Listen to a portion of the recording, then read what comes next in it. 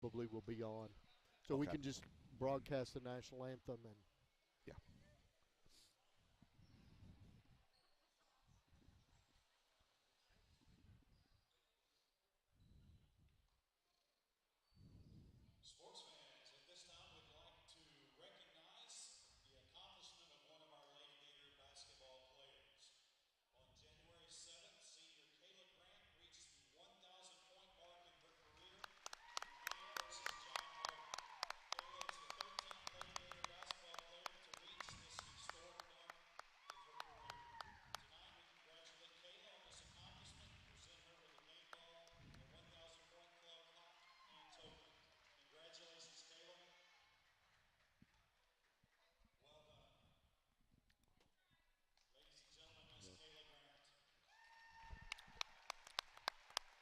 Welcome to Greenwood High School. Mike Cleff, Steve Sanders with the Warren County Public Schools Sports Network.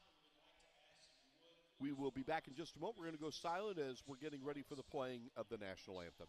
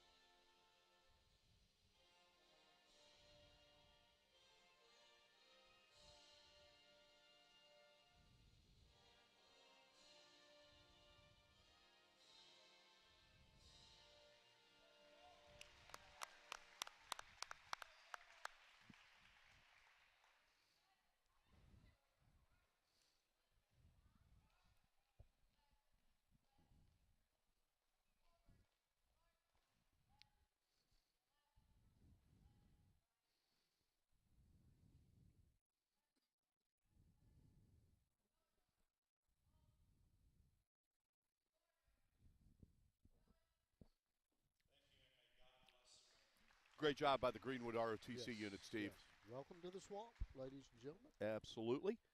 Steve, we're going to have a long evening. We'll explain that. We'll go quiet again as we will listen to the starting lineups as Greenwood is hosting Hart County in the girls' game.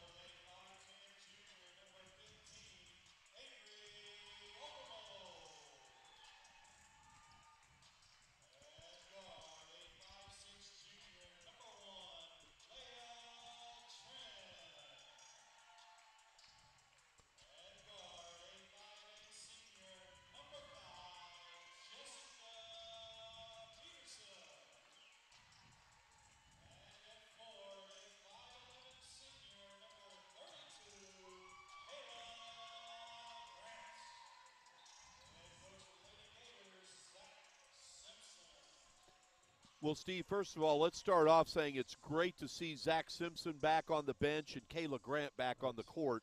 They were both under the weather the last time that we were here when they took on South Warren. So that's a great sight, Steve. Yeah, absolutely. I think they were both missed the last game also.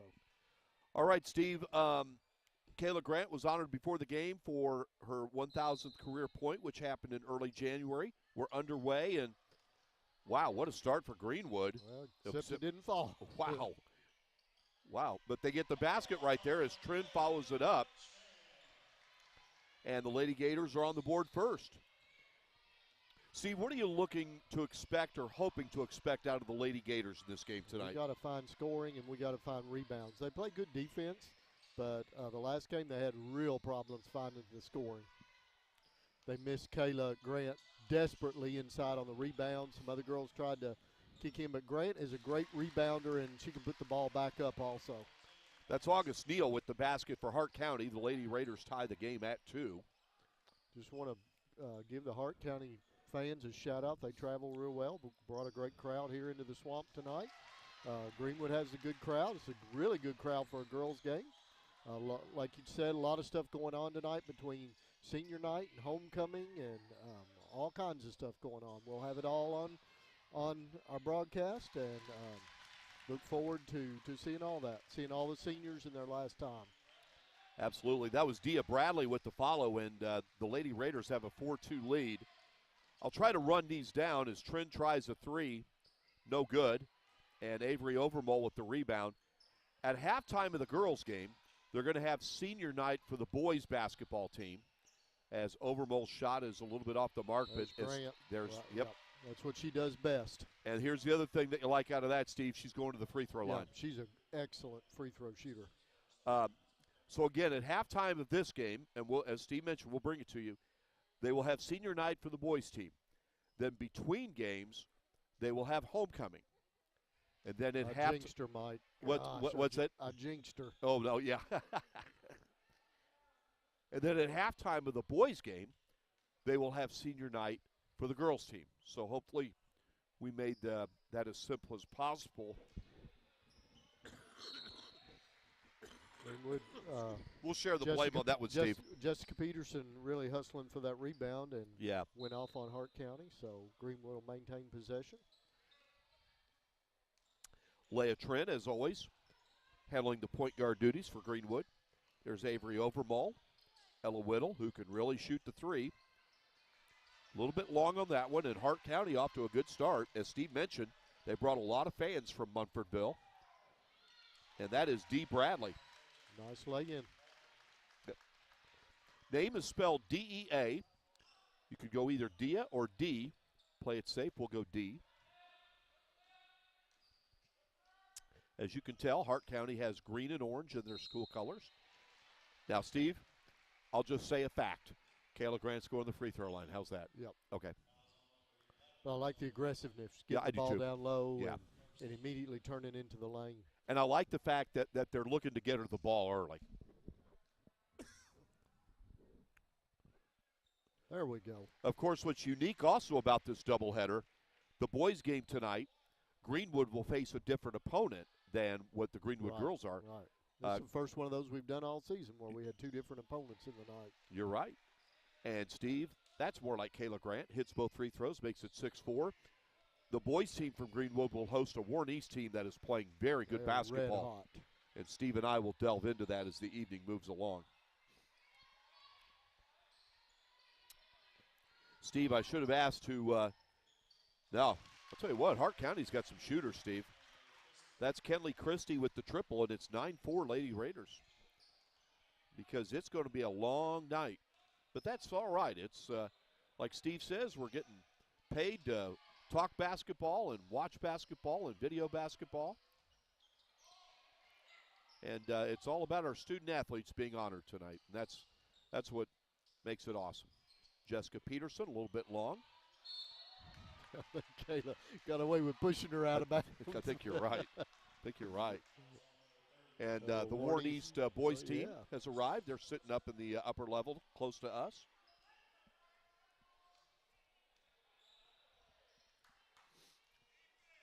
It's 9-4 Hart County, we've played a little more than 3 minutes in this game. Hart County comes in with a record of 11-11. Double check the last I saw with Greenwood. They were 13-13. We'll double check that. Bradley with a nice pass. Ball movement. Wow. Just couldn't get it to fall.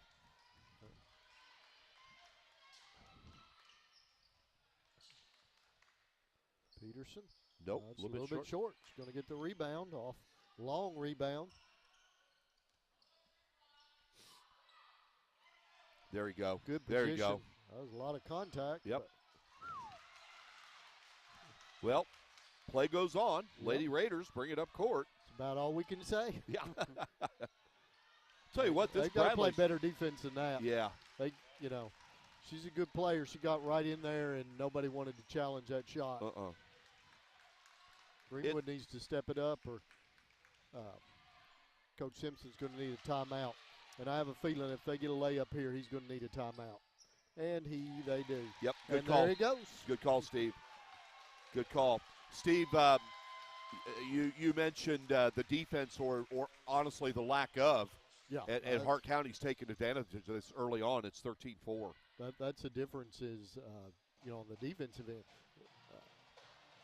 They've given them 2 almost uncontested layups on the last 2 possessions. Greenwood comes in with a record of 13-13. And the Lady Raiders, coached by John Bird, come in with a season record of 11-11. But right now, and I believe that at least 3 of those baskets have been by D. Bradley. And I know the last 2 were for sure. So Greenwood will try to stop this run by Hart County. It's already a 9-point lead for the Lady Raiders. Shades of our game last night where Ohio County went up by 15 quick on Warren Central, and they just could never overcome that deficit. Steve, you mentioned that game. We were obviously dealing with some audio issues before we finally got it corrected. I honestly thought Warren Central would win that game last night. I did too. Yep. It just wasn't there. Yep. And the shot by Grant, good move, but the shot is short. Hart County. Here's Bradley again. She's a problem, she's Steve. On fire. Yeah, she's a real problem. For a Greenwood problem. Yeah. Greenwood problem. Yeah. 15-4. The Lady Raiders. Grant will kick it back out to Trin, the 3. Boy, they needed that. They wow. Needed that desperately. Trin with the triple. And it's 15-7.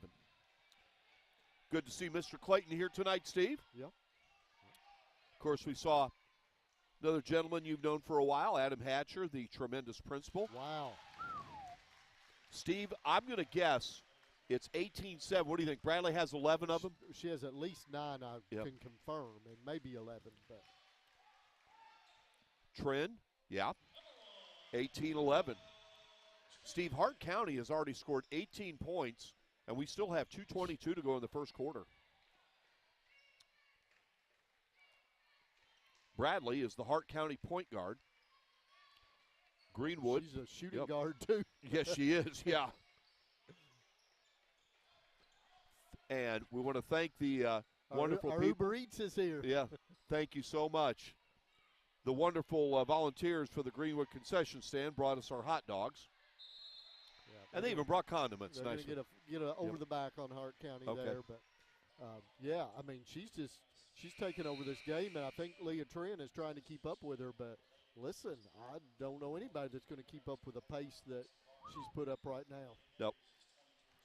We have some substitutions coming in. We'll try to run through some of these for Greenwood. Grayson Nealon has checked in along with JoJo McCorkle.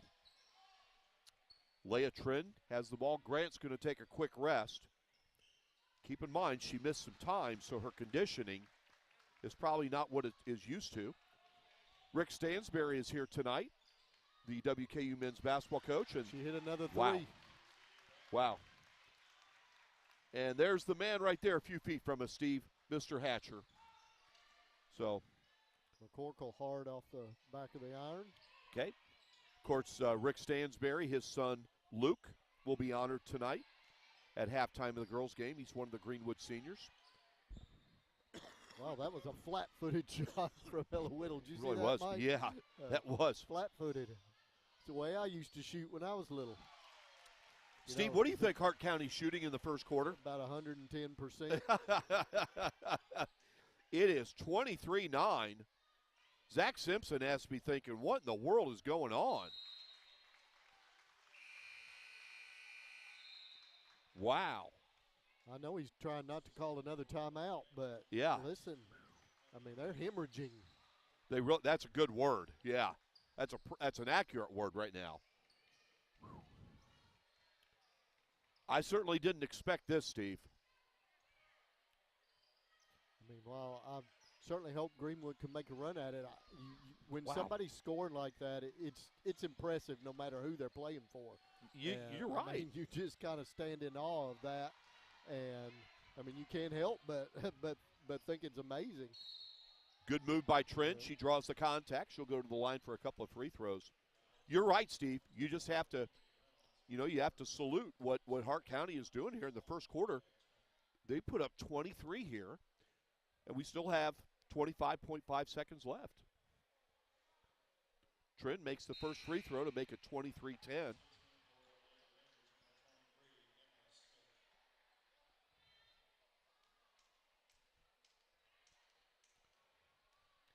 And second free throw, no.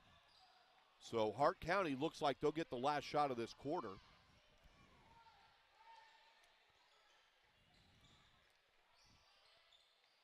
No. Offensive rebound, no. Greenwood gets the rebound. That's Avery Overmole. So here come the Lady Gators with 6 seconds left. I think at the end of the quarter, you now have to recreate the 4th of July hot dog eating contest. I like that. All right, it's 23-10, Hart County after the first quarter. We'll be back with more girls basketball right after this break. Kids deserve the space to grow, to play, to explore. And if they get sick or hurt, they deserve a hospital devoted to them. This is our promise, the most advanced care possible, with doctors, nurses, therapists, and surgeons who specialize in getting kids back to simply being kids again. We are UK Healthcare's Kentucky Children's Hospital. And for us, the power of advanced medicine is more than saving lives. It's saving lifetimes. Girls like you aren't runners, they said. Well, I wasn't. Let's go ahead and get some pictures of that knee, okay? 6 months, down the drain. Give up? Keep the rhythm going. Perfect. Or get up. Looks good. Good, we're gonna take it up. Who's not a runner now? I am proof of the power of advanced medicine.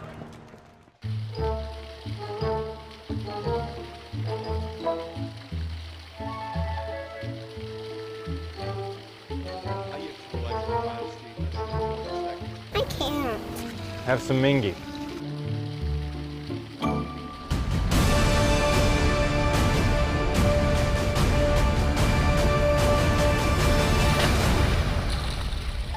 This is a Mingy moment. Welcome back to Greenwood High School as the second quarter has begun. We're 10 seconds in.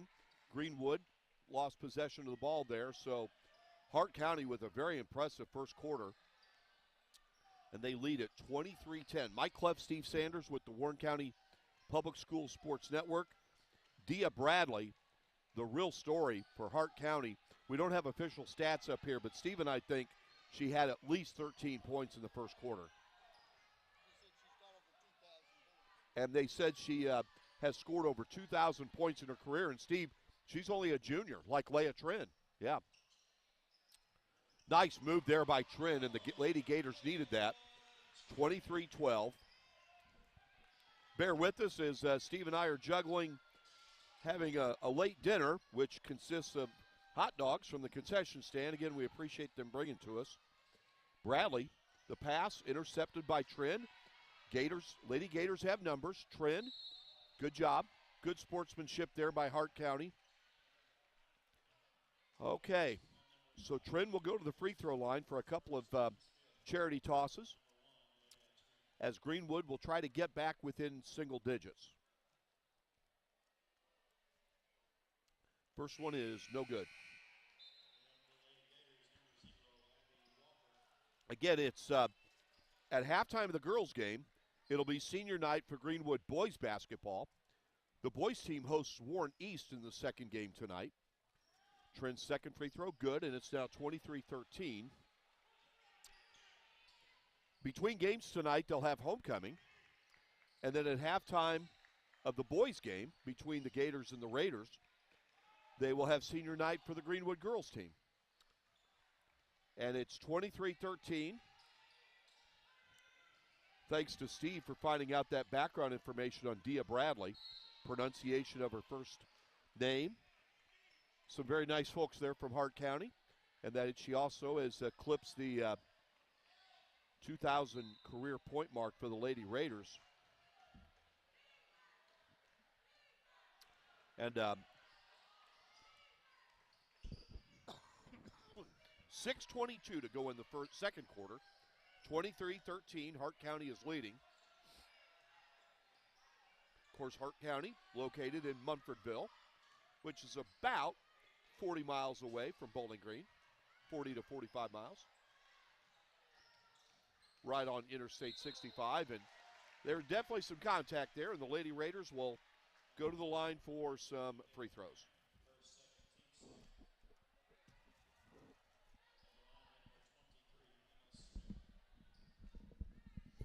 All right, folks, I won the hot dog eating contest. I beat Mike, but I'll give him a chance to eat.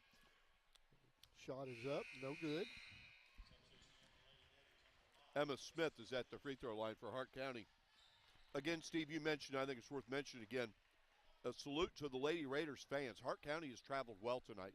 They have. And they really have. Very cordial and nice folks to talk to. It's always, because background information is always hard for us to get. And when we can get fans and parents and nice steal by Dia Bradley.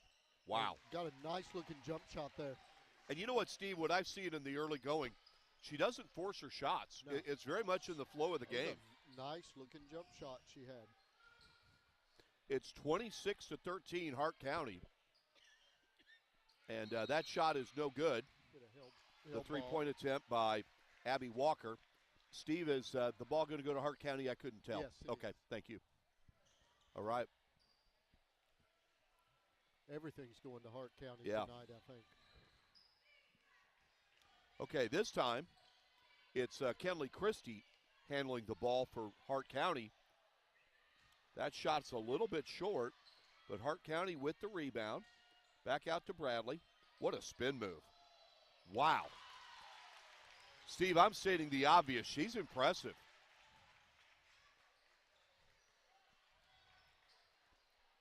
And don't you feel like Steve Greenwood really doesn't have someone that can match up with her? No. They haven't seen anybody like her either this year. They can take you off the dribble consistently one-on-one. Trin, good. Boy, the Gators needed that. 28-15, Hart County. 4:49 to go in the first half. Nice move there. Tell you what, Steve, John Bird, the Hart County head coach, he has to love what he's seen from his team in the first half. Yeah, their shooting percentage is outstanding, and I'm just thoroughly impressed with them. They appear to be better than their record even suggests. I'm glad you read my mind. This does not look like an 11-11 team, does it? We saw a team last night. Yeah. No, a couple of nights ago that they lost to that I thought was, a decent team. Yep. There we go. We go back and forth. Bradley has the inside hoop. Trin hits the triple. It's 32-18. Hart County leading with 3:53 to go in the first half. Hart County could be on a 70-point pace. Yep. Steve, were you referring to Ohio County last night, the girls' game? Russellville. Yeah. Yep. Another three-pointer. There you go. It's now 32-21. Some point, if you're Greenwood, you got to have some pride kick in. Yep. You're on your home court.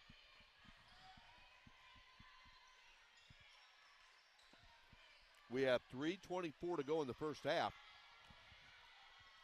Good defense there. Picked up the pace on the defensive end, which is definitely needed. Yeah. Give a shout out again, Steve. JoJo McCorkle with the nice defensive play there. And, Steve, you obviously know JoJo's mom very well, a wonderful woman. Jeannie, uh-huh.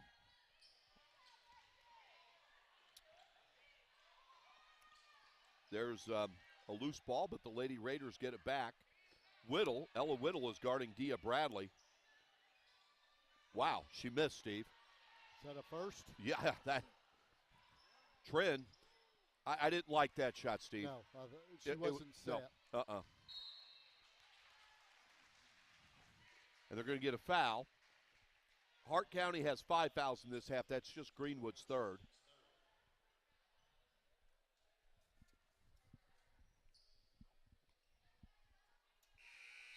I'll tell you what, Steve, this senior night ceremony for the boys team might be the best thing to happen for the Greenwood girls, because maybe it'll cool off the Hart County team.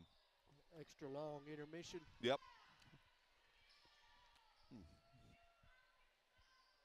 Wow. That's a three-pointer by Kennedy Reynolds. Nothing else has cooled it off. So. Wow. I mean, they're just shooting lights out, Mike. Steve, I'll tell you what. I was looking through their games this season, who they played. They don't look like a 500 team. No. Boy, there's a good shot. I thought. Yep. I hate to say it, but I thought she might have shuffled her feet there right before she went up. But the three by Avery Martin. Know? Yep. I was thinking the same thing, Steve. Avery Martin's three-pointer makes it 35-24 Hart County.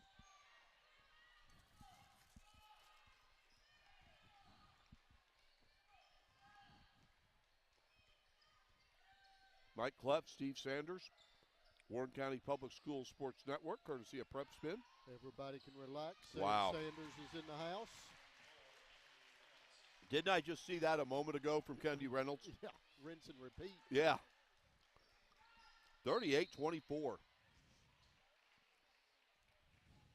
I'll ask again, Steve, if you had to guess, what do you think Hart County's shooting from the field in the first half? Realistically, they're got to be shooting 70+%. Yep.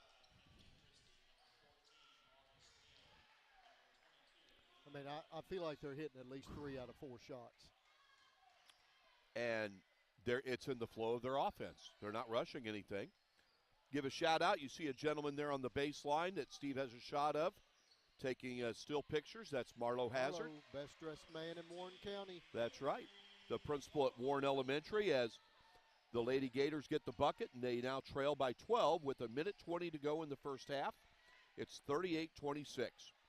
Story of this first half is how well Hart County's been shooting the ball.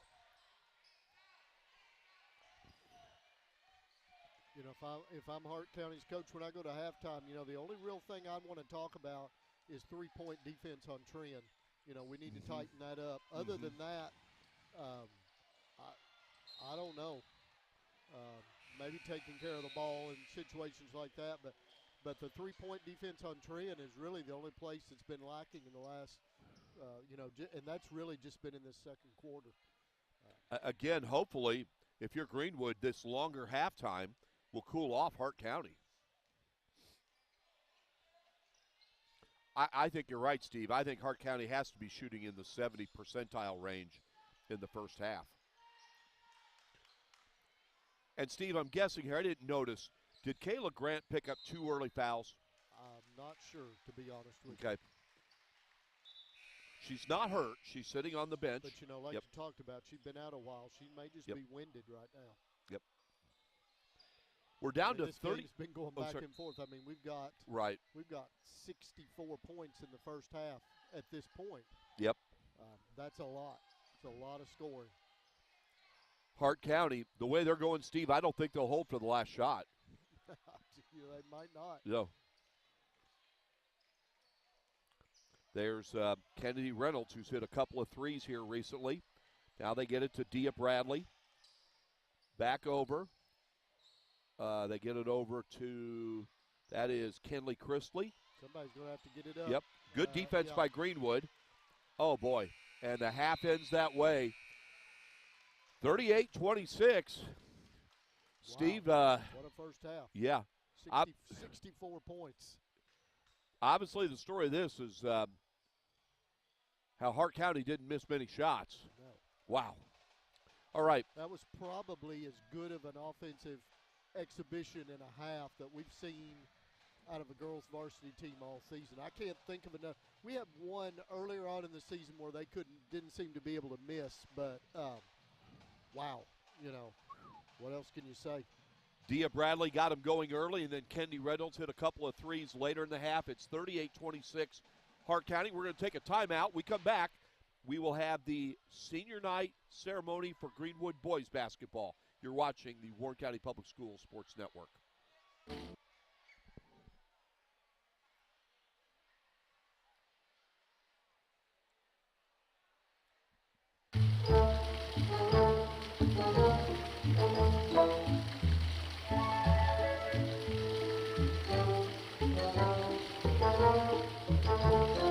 I can't.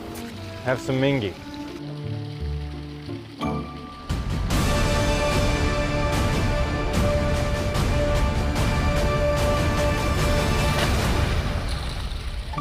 This is a Mingy moment. Girls like you aren't runners, they said. Well, I wasn't. Let's go ahead and get some pictures of that knee, okay? 6 months, down the drain. Give up Keep the rhythm going. or Perfect. get up. Looks good. Good, we're gonna take it up. Who's not a runner now? I am proof of the power of advanced medicine.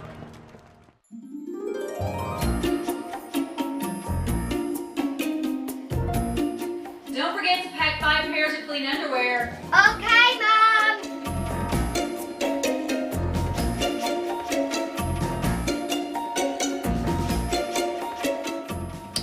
What's wrong with these? I think we're gonna need a bigger suitcase.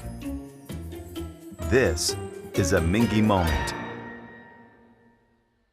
Kids deserve the space to grow, to play, to explore. And if they get sick or hurt, they deserve a hospital devoted to them. This is our promise, the most advanced care possible, with doctors, nurses, therapists, and surgeons who specialize in getting kids back to simply being kids again. We are UK Healthcare's Kentucky Children's Hospital. And for us, the power of advanced medicine is more than saving lives, it's saving lifetimes.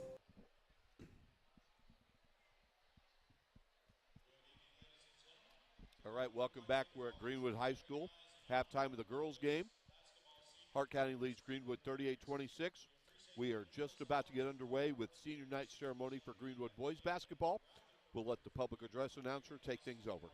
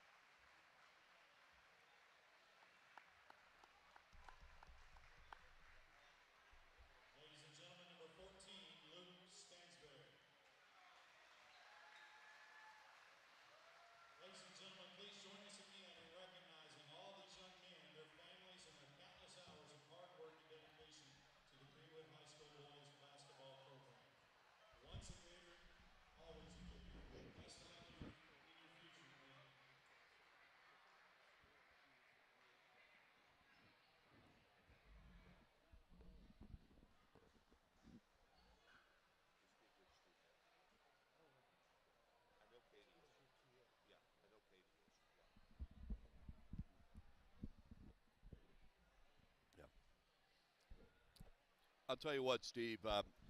We'll give him a chance to put his headsets on as they're getting the photo of the senior night ceremony. I know it's a longer night, but these never get old, do they? No, good to see these kids. They've worked hard all year. Regardless of what school it is, it's the same story. They work, these kids work all year long, all summer long, all fall, all spring. There's not much of an off season anymore for these kids, and it's just great to see them celebrated. And it's a great crowd tonight to see this. Again, tip our caps to Hart County for bringing a great crowd for homecoming and senior night. It's nice to do this in front of a pretty full house tonight. There's plenty of seats still left, but for a cool night in February, this is a good crowd. Don't you think, especially for the boys' game, Warren East, a lot of their fans have already arrived. We're going to have a good crowd tonight. We're going to have a good crowd. All right, it's 38-26. Hart County leading Greenwood girls basketball at halftime. We'll take another quick break. Steve and I will talk about this girls game, what's happened in the first half, and what we hope to happen in the second half right after this quick timeout. Kids deserve the space to grow, to play, to explore. And if they get sick or hurt, they deserve a hospital devoted to them. This is our promise, the most advanced care possible, with doctors, nurses, therapists, and surgeons who specialize in getting kids back to simply being kids again. We are UK Healthcare's Kentucky Children's Hospital. And for us, the power of advanced medicine is more than saving lives. It's saving lifetimes.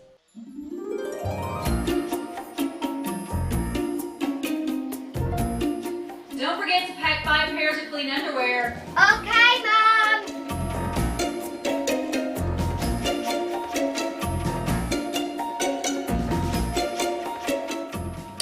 What's wrong with these? I think we're gonna need a bigger suitcase. This is a Mingy moment.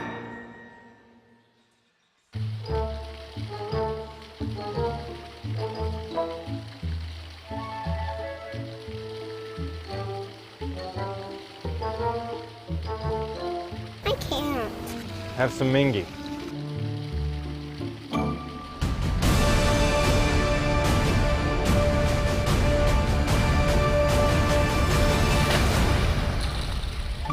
This is a Mingy moment. Girls like you aren't runners, they said. Well, I wasn't. Let's go ahead and get some pictures of that knee, okay? 6 months, down the drain. Give up Keep the rhythm going. or Perfect. get up. Looks good. Good, we're gonna take it up.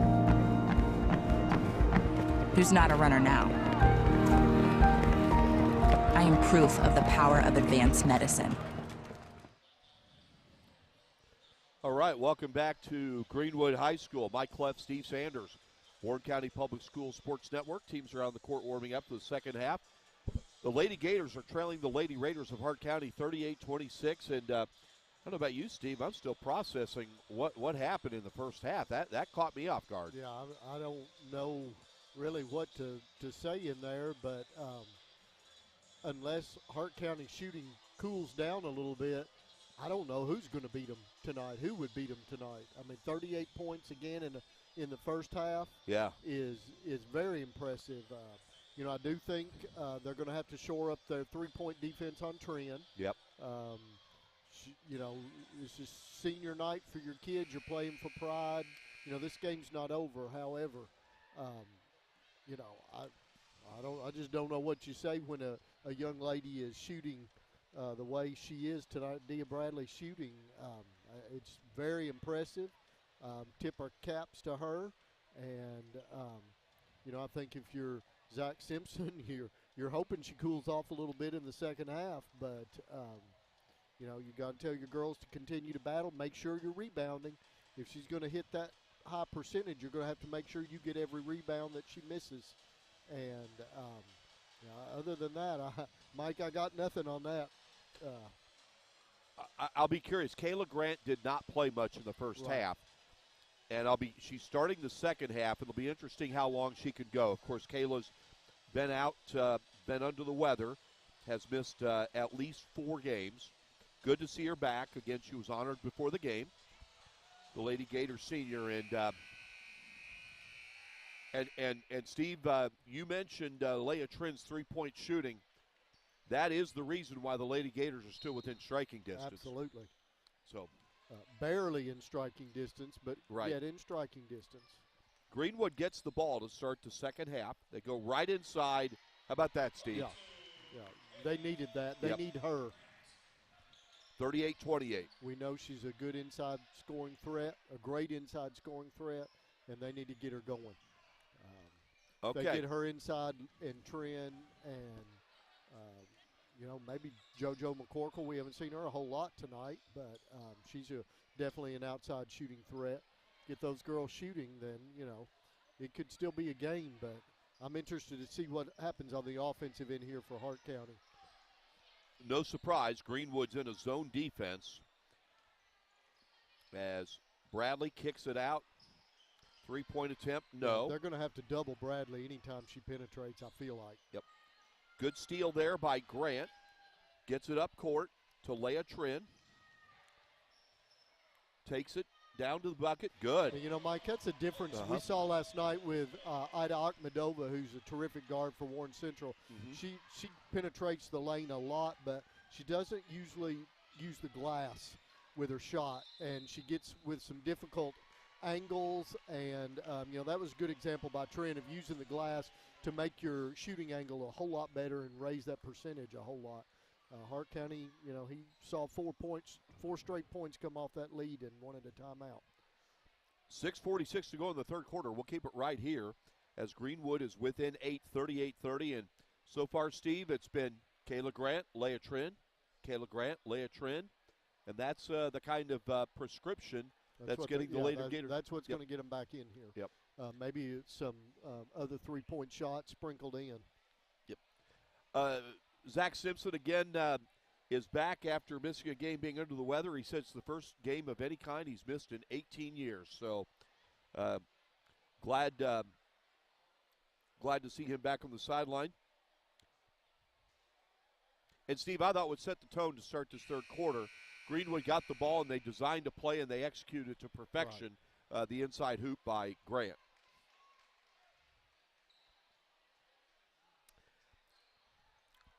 Now let's see what Hart County does to counter the start to Greenwood.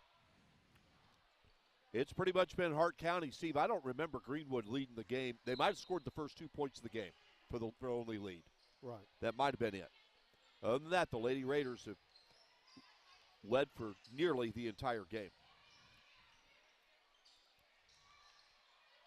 As Hart County with an 8-point lead, Greenwood has cut into it.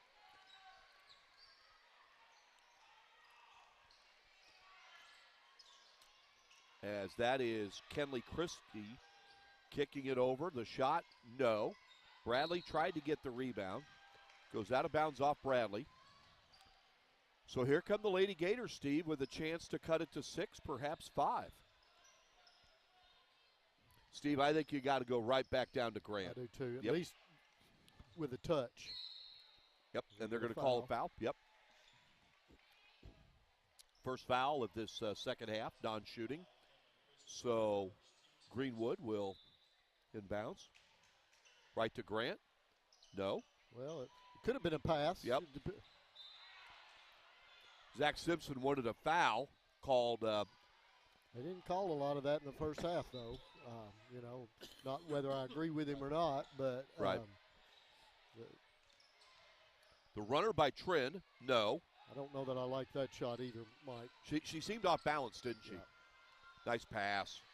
There you go. Dia Bradley scores a lot, but she's a good passer. She is. She's unselfish. She doesn't force shots.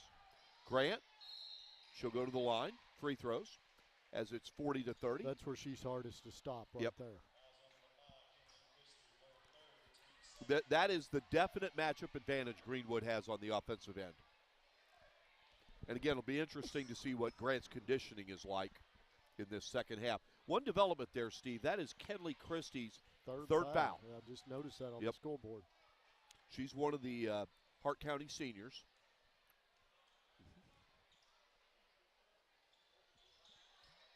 No. I didn't say it that time No, either, Mike. no. That one's not on me. I'll go ahead and say this. A very uncharacteristic night from the free throw line so far for Kayla Grant.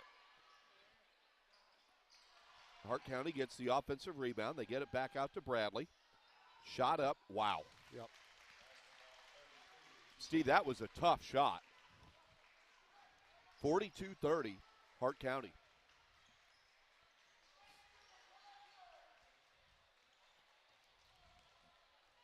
As Greenwood will try to respond. That's Jessica Peterson with the ball for the Lady Gators. And the steal by Hart County. Jump ball. They're going to get the ball on the alternate possession. Yeah. Again, great to see our superintendent, Rob Clayton, here tonight. Rob is standing right next to the Greenwood principal, Adam Hatcher, who used to be the athletic director for the Gators and Lady Gators. You know Adam a long time. He's a quality guy, isn't he? Yep. Probably longer than he and I both want to admit to. And here come the Lady Raiders again. 3-point attempt. Wow. Good. Wow. That was Bradley Emma Smith. doesn't have to carry the load as long as she's making good passes, distributing the ball. She gets a chance to catch her breath. And Emma Smith with that latest three-pointer for Hart County. Trin for three. There you go. Good answer by Trin. Wow. It's still a 12-point lead for Hart County, but Trin has definitely had her three-point stroke tonight in this game. Bradley, no. Grant with the rebound. So here come the Lady Gators. Trin over to Ella Whittle. Nope. Goes out of bounds, and that should go. Well, it's going to go to Greenwood. Oh. Okay. Hart County faithful thought it was off Greenwood. I don't know that I could argue with them. Yep. But again, Yep. you and I that's the one job we don't want is officiating. Oh. So, It's so hard. Wow. that's what makes it tough on that call right there. Yep. If you felt like it went the other way and then, that she gets a three-pointer on it, that makes it tough. 45-36. Tough pill to swallow. Yes. Very true. 9-point deficit now for the Lady Gators. Those three-pointers will chip into that. And here comes Greenwood as Avery Overmole gets the ball. Grant, the pass That was from a Trin. hard pass. It took her under the goal. Yep. And that was a hard one to get control of. They call it travel there, Steve? Yeah, I believe so. My vantage point here in the upper level, there's you see that player flashing there and you think, wow, it's just, you got to keep in mind she's still running while you're running also. And while that pass is in the air, she's still running. It's just a hard connection to make. Dia Bradley, who's had a big game for Hart County. That is Kenley Christie, who's playing with 3 fouls right now. Back to Christie out front. It is 45-36, Hart County. We're nearing the 3-minute mark in the third quarter. Mike Cleff, Steve Sanders, Warren County Public Schools Sports Network, courtesy of Prep Spin. Bradley, oh my. Wow. You can't guard that, Steve. No. You have to back off of her because she's such a great penetrator. Yeah. When you back off, she jacks up a three and gets nothing but net. They're going to get a foul there on Hart County. I mean, that's demoralizing, Steve. You cannot stop that. It does remind me a lot of last night's game where Ohio County got up and Ward Central make a run, get it down to 7, 8 points, but then Ohio County just, they come right back, get back control of it, and they're going to call a foul there on Hart County. That was a tough angle. The foul probably bailed them out because that was a tough angle to make a pass into Grant. And the key here again, Steve, kind of like Warren Central last night, they can't press trying to make up all the points at once. They just have to chip away. As Trin's three-pointer, no good. Here come the Lady Raiders. Bradley. Oh, she just happened to bobble it. Wow. recovered it and has a chance for an old-fashioned three-point play. Steve, if she doesn't have any panic in her, does she? No. We'll try to find out after the game what she scored. I'm going to guess, Steve, she might have half their points. Yeah, I would say so. Which would be 25. And you know what, Steve? She's also a very good foul shooter. You can tell her form. And the Hart County Lady Raiders get her back for another year. There is Avery Overmole, the nice move. You know, Greenwood, they're up to 38 points. It's not a poor offensive output tonight, but, They just got to get some stops now, don't they, right, on the defensive end. They go inside. But they don't. Zach Simpson hangs his head on that defensive effort. Yeah. Yep. And then a turnover. This has to make Coach Simpson feel under the weather once again. Yeah. There's the thing is you can put your focus on Bradley, but there are other girls scoring tonight for Hart County. There are. She just happens to be an amazing scorer, but I feel like, she is looking for her teammates to, get them involved in the game. Ball goes out of bounds. It's going to go to Greenwood. 1:22 to go in the third quarter. It's 53-38. And, Steve, I'll say it. I think time is of the essence now. I mean, you've got to. They've got to have multiple defensive stops tied together with scoring on the other end, because they can score all they want, but if they're not going to get a stop, and part of me thinks that at any point Bradley probably could take over the game for Hart County, just one-on-one isolation, and probably get into the paint every time. There's the three-point attempt by Kennedy Reynolds. No. Grant gets the rebound. Long outlet pass. That's panic. That's frustration. That's trying to rush that. And I'll use a baseball analogy, Steve. It's kind of like you fall behind by 5 runs and you're trying to hit a 3-run homer every at bat. Every time. Yep.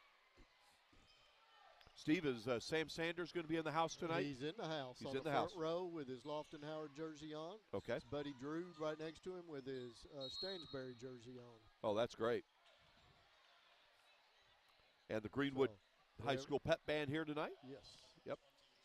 As the boys' game to follow, with Greenwood hosting Warren East, but between games tonight they'll have homecoming, and we'll bring that to you. Here's Dia Bradley. There's Kennedy Reynolds. Good block by Grant. Nice block. She gets it out to Trin. Trin with the nice drive. She gets Steve, I'll say this. Trin got fouled. Yeah. Yep. But they're not calling that tonight, Mike. So that in the using the defense of consistency, I don't whether you agree or disagree that I agree. Pretty well let them play tonight. You have to adjust to the officials. You have to adjust. Good steal there by JoJo McCorkle. That was the one poor interior pass she's made tonight. All right. After 3 quarters, it is Hart County 53, Greenwood 38. You're watching the Warren County Public Schools Sports Network. We'll be right back. Girls like you aren't runners, they said. Well, I wasn't. Let's go ahead and get some pictures of that knee, okay? 6 months, down the drain. Give up. Keep the rhythm going. Perfect. Or get up. Looks good. Good, we're gonna take it up. Who's not a runner now? I am proof of the power of advanced medicine.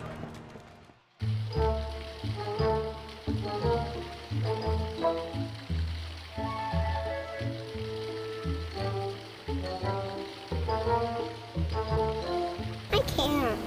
Have some Mingy.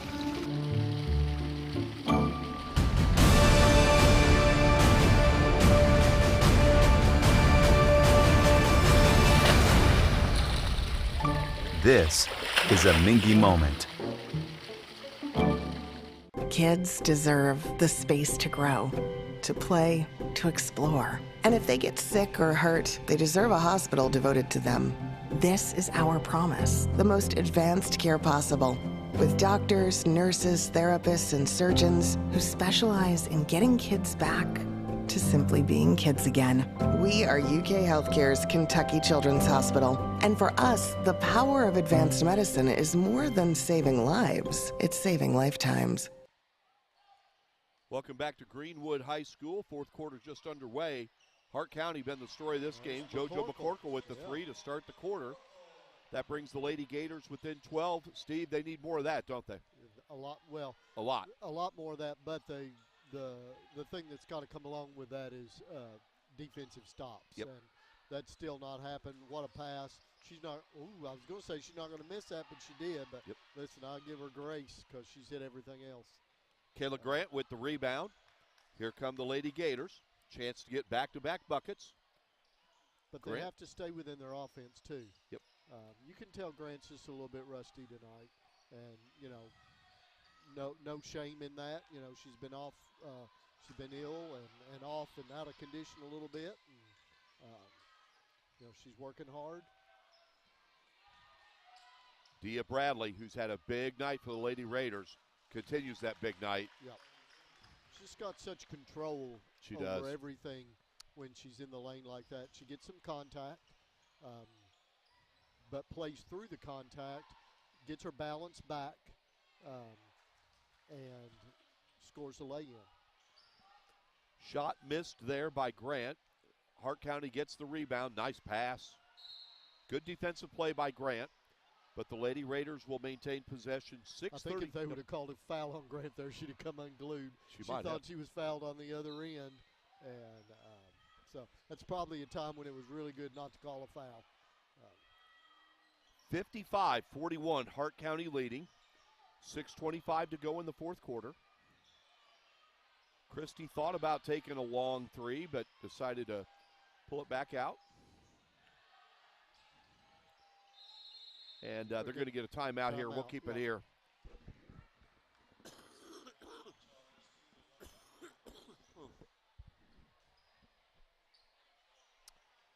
Steve, we'll shift gears real quick.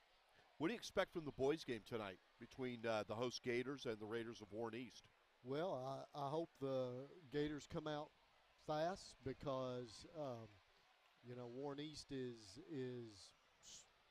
progressively gotten better. We've seen them play a good little bit the last part of this season, and you know they're definitely on the rise. Isaiah Andrews and company, because it's not just him.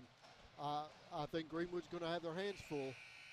They're athletic, they can score, and you know again anybody can be beat at any time, but it's going to take a Herculean effort on Greenwood's part to contain Andrews and Barber and you know several of their teammates.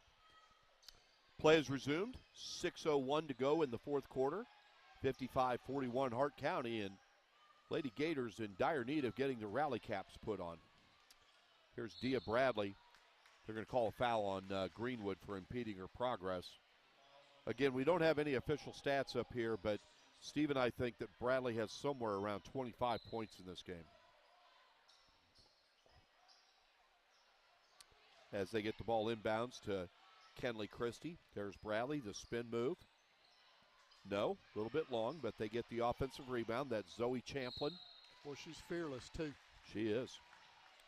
She really is.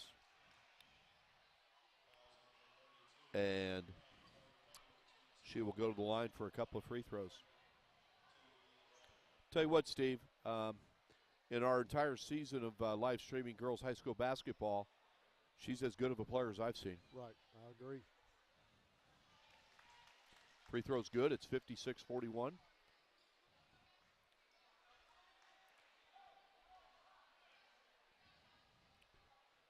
Second free throw attempt. Good. That's the other problem. You can't foul her. No. She's good from the foul line. 57-41, 5:35 to go in the contest. As Kayla Grant was fouled, she'll go to the free throw line for a couple. You know, when you're thinking about her coming into the lane, it seems like you've got to expect her to spin. Yeah. And so if I'm Greenwood, I'm going to bring that double team to where she spins into it. Are you talking about Bradley, Steve? Yeah. Where she spins into that double team. That's a great point, Steve. You're absolutely right. It seems like most every time she penetrates into the lane, she spins. 3-pointer? No. That's one of the few poor shots she's taken. Grant?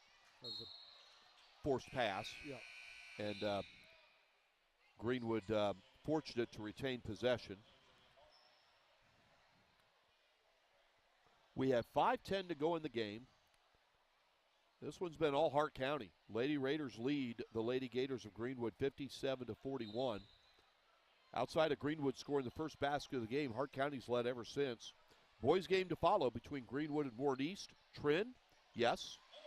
Need a lot more of that, Steve. Zach Simpson will call. Yep. You look at Bradley on that. Really a heads-up play. I mean, she did get beat on the drive. That's not going to happen every time. But instead of reaching around and committing the foul, she just let her go. And we've talked about that a lot of times. There's a time when you get beat, and everybody at some point gets beat off the dribble. You just got to let the player go, because if you reach around from behind, 9 times out of 10 you're going to get called for a foul, whether you make contact or not. You don't want to compound your mistake. Right. They're just going to call the foul off the action. So really, a heads-up defensive play. Like I said, she's not beat every time, but that particular one she was beat, and she didn't make it twice as bad. Team fouls in this half. Greenwood has committed 5. Hart County has committed 4. So teams getting the bonus after the 7th foul. So we're not there yet, obviously. Bradley takes it inside. If I'm Greenwood, I almost don't press, because when you press, you bring so many of your defenders into your half of the court, and then when Bradley beats you, you have fewer defenders back.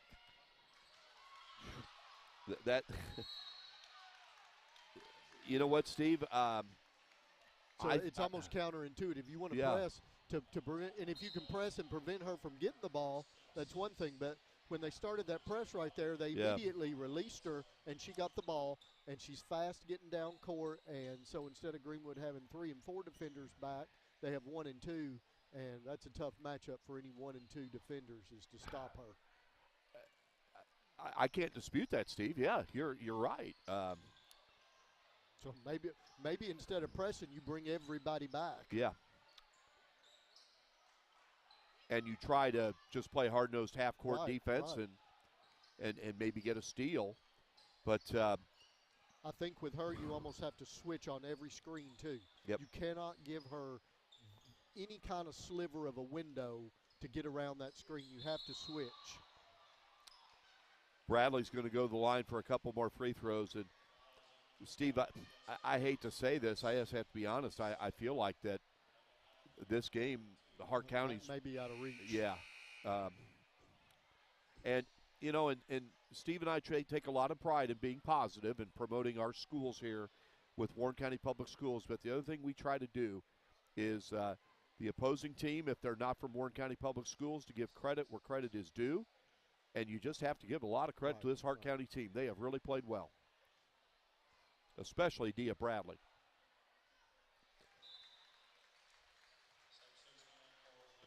You know what, Steve? I only remember her taking one bad shot, and it was that three-pointer that barely. That didn't get iron.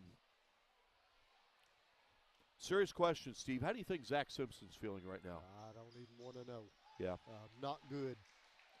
Senior night, your home court, homecoming, and you come into the game feeling good, and then you get a young lady that is just absolutely beyond red hot. She's a blue flame on the gas stove. I mean, she is cooking. What's that? What's the 212-degree point, Steve? Yeah, that's the her point where water turns to steam. Yeah. She's about 213. Oh, it's 61-45 after the basket by Leah Trin. 3.5 minutes to go in the game. Lady Raiders with the lead in the ball, and they're going to get quite a lot of push. And that's going to be a 1-and-1 for Hart County. So Steve, another question. Put yourself in Zach Simpson's shoes.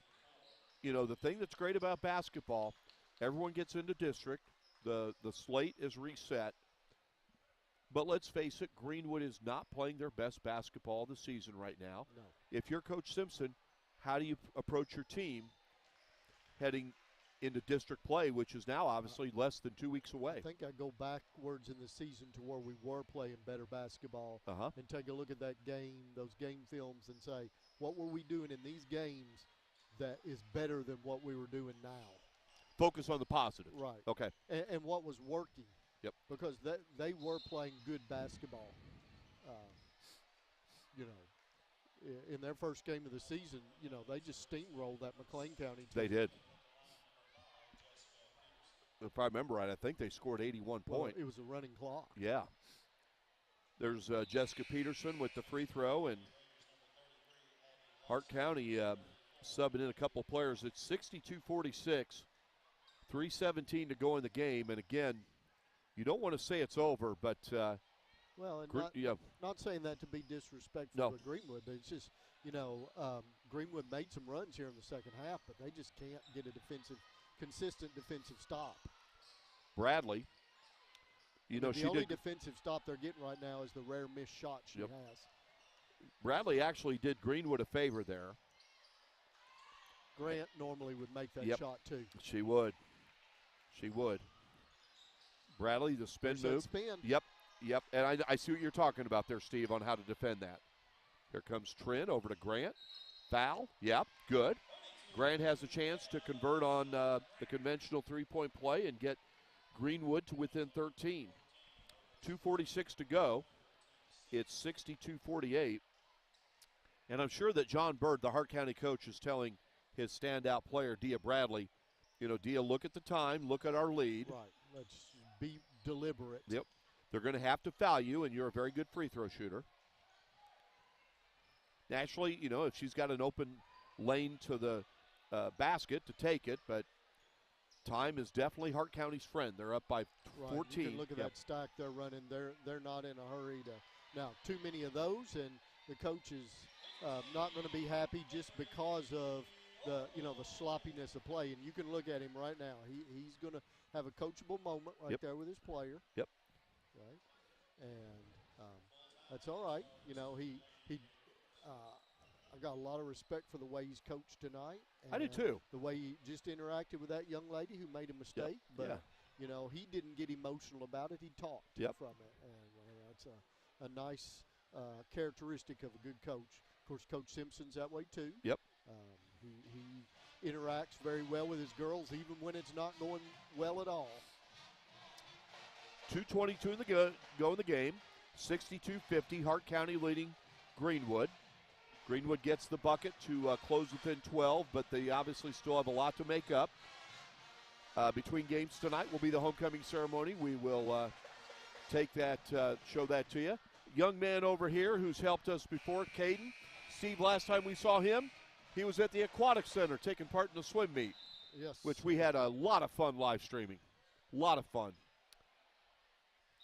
And you know, it is fun to see these young people over time. I try not to call them kids because they're young people. They're young adults is what they are. And to see them in the different places and activities is neat over the course of the year.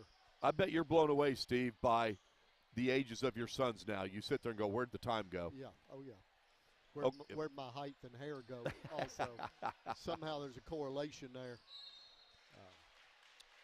Well, Dia Bradley drives it to the bucket, drives the foul. She'll get a couple of free throws.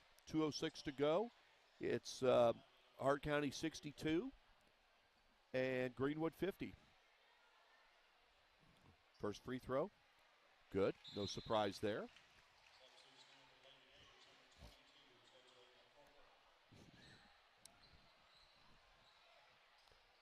And Bradley will try to give the Lady Raiders a 14-point lead.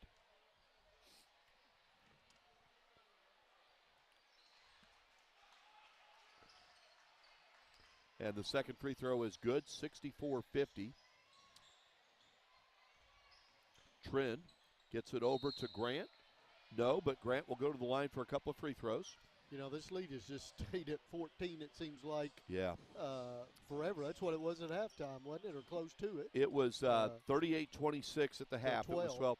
And You know, it's just stayed 12 to 14 this entire second half. Greenwood got the first 2 baskets of the third quarter to make it 38-30, and then boom, Hart County immediately, I think they scored the next 7, got it out to 15. And Greenwood's just really never recovered. 64-52 after the 2 free throws by Grant. We're under 2 minutes to go in the game. To be exact, we have 1:50 left.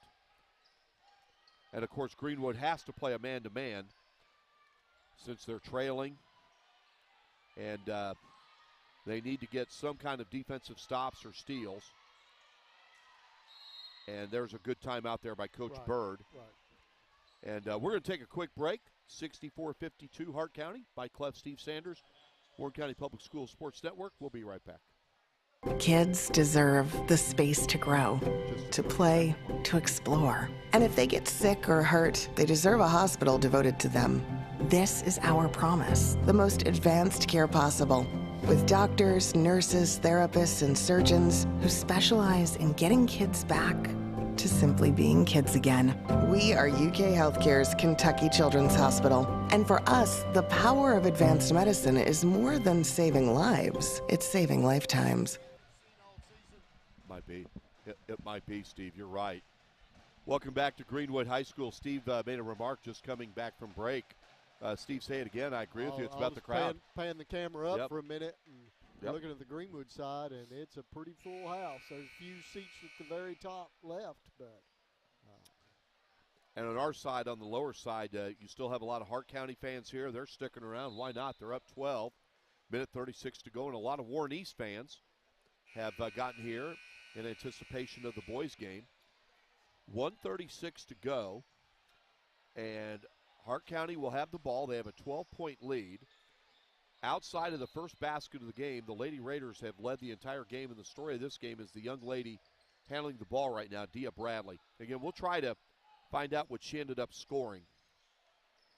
Steve, I want to say she's eclipsed the 30-point mark. I think it's highly possible, probable. There's a nice pass right there, nicely done. Just good team ball movement, though. Yeah, it really is. You know, she's obviously the focal point of this team, but their other ladies have played well tonight. You mentioned him. Kenley Christie's played well. That last basket by August Neal. Kenny Reynolds, number 24, has played well. You're right, Steve. Dia Bradley has been their best player, but they've had some nice performances from others. Yeah, you're absolutely right. Good passing, good spacing. Yeah.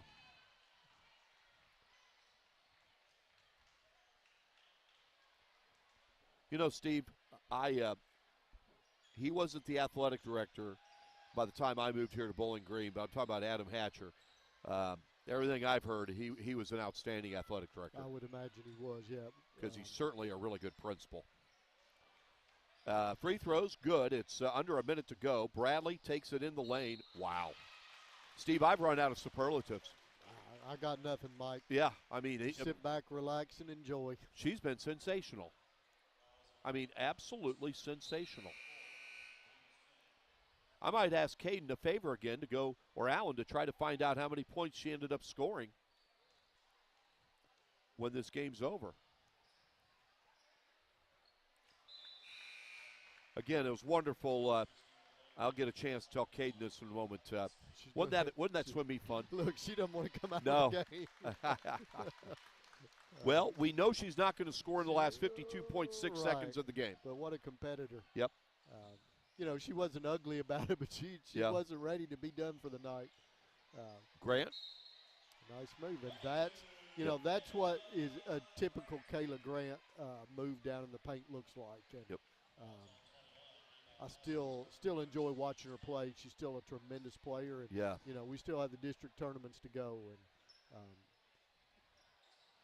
And that's she is a good free throw shooter. It's 69-57 as Ella Whittle commits the foul to stop the clock. Be careful, not foul her before she has the ball. Right. That would be 2 free throws and the ball. Yep. No surprise, Hart County's in the double bonus, and I have a feeling that that might be the last foul that Coach Simpson tells his team to commit.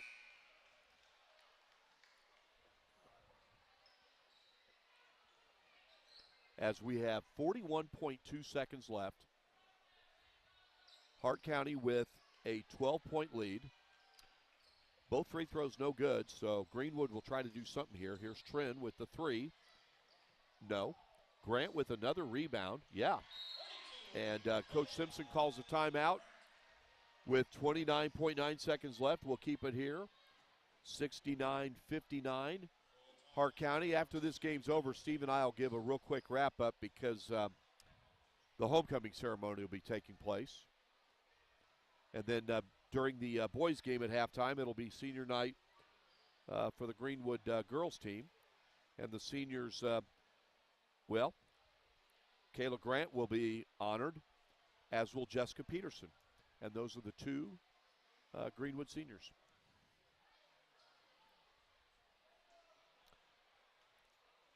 So that's where things stand. So,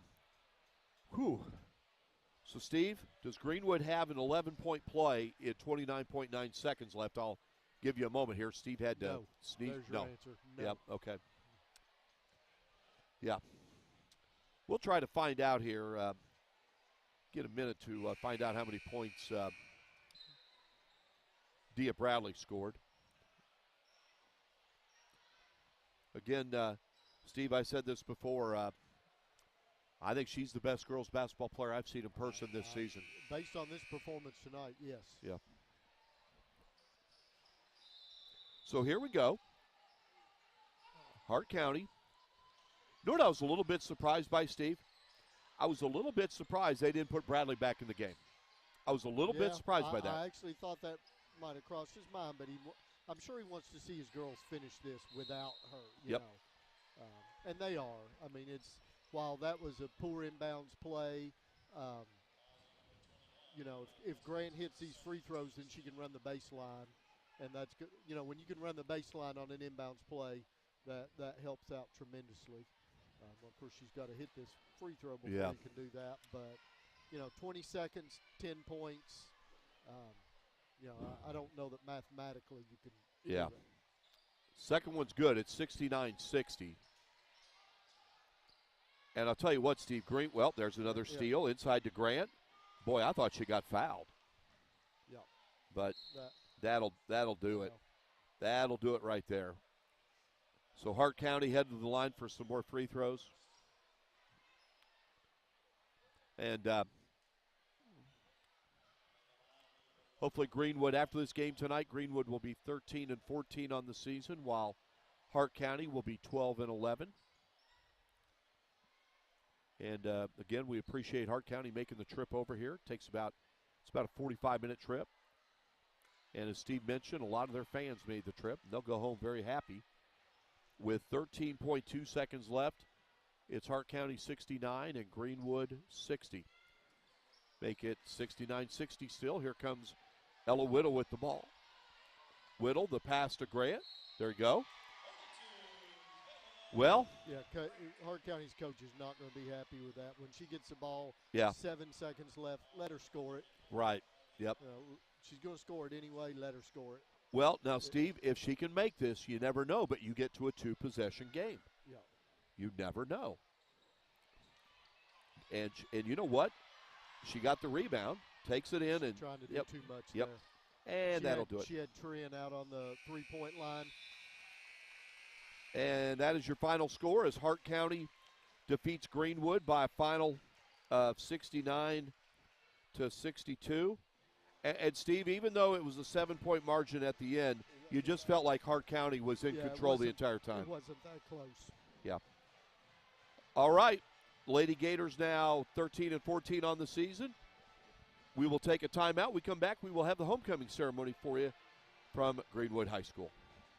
Kids deserve the space to grow, to play, to explore. And if they get sick or hurt, they deserve a hospital devoted to them. This is our promise, the most advanced care possible, with doctors, nurses, therapists, and surgeons who specialize in getting kids back to simply being kids again. We are UK Healthcare's Kentucky Children's Hospital. And for us, the power of advanced medicine is more than saving lives, it's saving lifetimes. Girls like you aren't runners, they said. Well, I wasn't. Let's go ahead and get some pictures of that knee, okay? 6 months, down the drain. Give up Keep the rhythm going. or Perfect. get up. Looks good. Good, we're gonna take it up. Who's not a runner now? I am proof of the power of advanced medicine.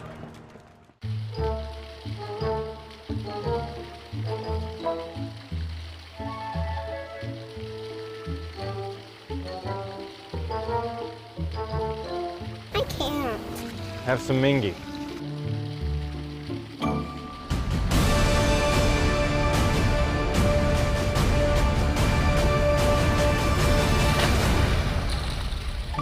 This is a Mingy moment.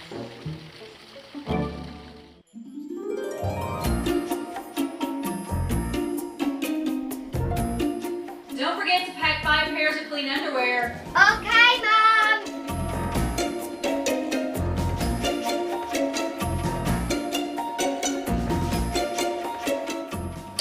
What's wrong with these? I think we're gonna need a bigger suitcase. This is a Mingy moment. Welcome back to Greenwood High School. Mike Cleff, Steve Sanders, Warren County Public Schools Sports Network. Homecoming night ceremony is underway. We'll go silent and let you listen to the public address announcer.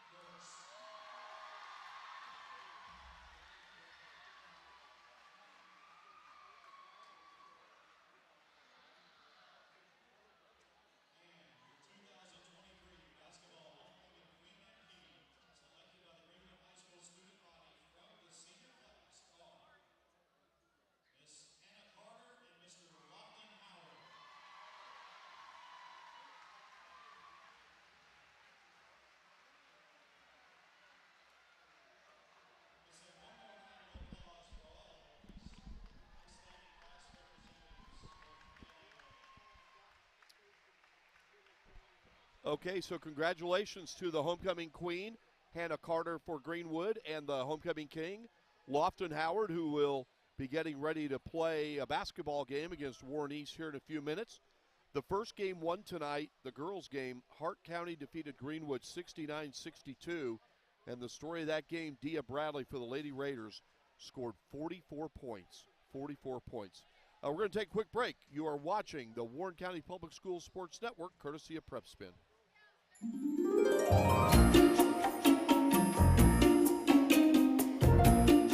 Don't forget to pack 5 pairs of clean underwear. Okay, Mom.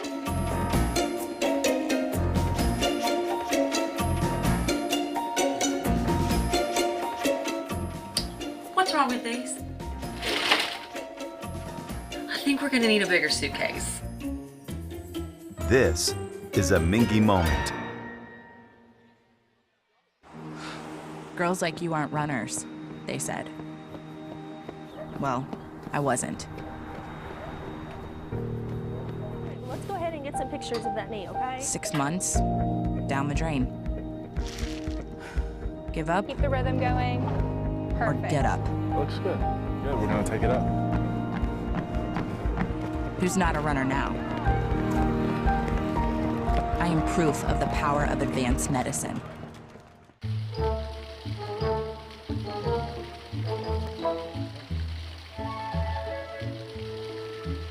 right. Steve, the lights are out. I can't. Have some Mingy. You still have a break, Steve. You still have a break.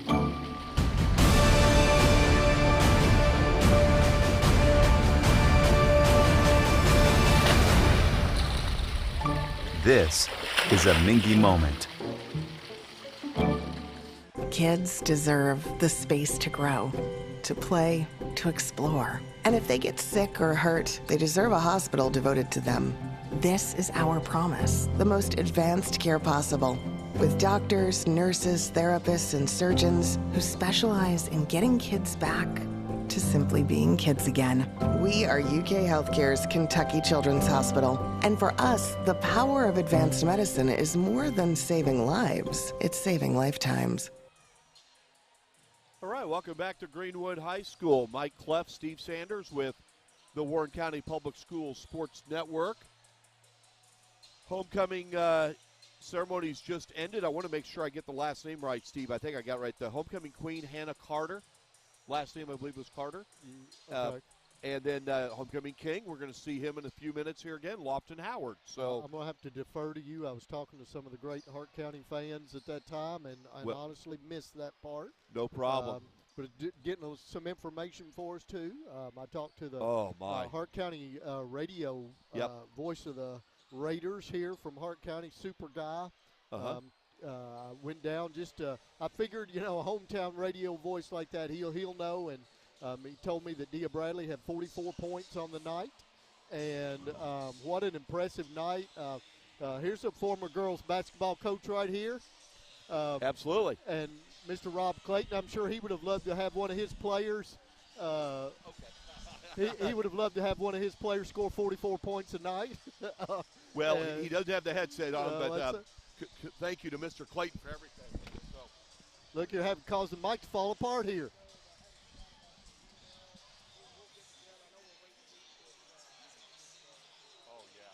So, Dia Bradley had 44 points on the night, which was certainly the highest point total we've had from a girls varsity player this season, and she was every bit that impressive. Spent some time talking with the voice of the Raiders there and some of the fans and parents, and kind of talked to them about their record. And I said, how do we not have more wins? And they said, earlier in the season turnovers were a problem for them, but listen, they pulled it all together tonight, and it's fun to watch a team that had some issues with turnovers and things like that. When they bring it all together, like Hart County did tonight, great things happen. And so, just not to take anything away from Greenwood, we love those ladies and we love to come watch them play. We love to talk to them, but, Hart County Lady Raiders brought it tonight. And they brought the fans with them and brought a terrific game. And just a really nice to see that all come together for them. Well, the boys are on the court right now here at the Swamp. The Raiders of Warren East and the Gators of Greenwood. Got about 16:50 before tip-off of the boys' game tonight, the second half. And at halftime of the Gators game, we'll have the senior night of the Lady Gators. We'll have a couple seniors recognized for the Lady Gators tonight at halftime. And so the boys are on the court for their warm-ups. We'll take a quick break, and we'll be back with you. Kids deserve the space to grow, to play, to explore. And if they get sick or hurt, they deserve a hospital devoted to them. This is our promise, the most advanced care possible, with doctors, nurses, therapists, and surgeons who specialize in getting kids back to simply being kids again. We are UK Healthcare's Kentucky Children's Hospital. And for us, the power of advanced medicine is more than saving lives. It's saving lifetimes. Girls like you aren't runners, they said. Well, I wasn't. Let's go ahead and get some pictures of that knee, okay? 6 months, down the drain. Give up Keep the rhythm going. or Perfect. get up. Looks good. Good, we're gonna take it up. Who's not a runner now? I am proof of the power of advanced medicine.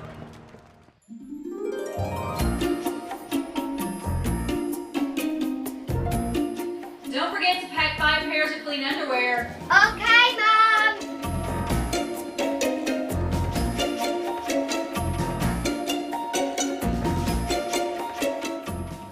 What's wrong with these?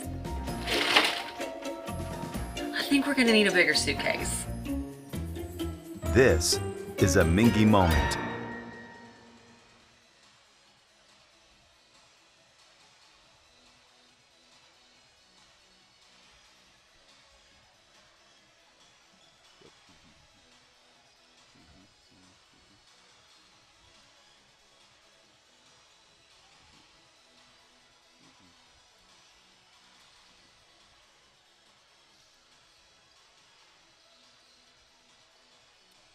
All right, welcome back to Greenwood High School.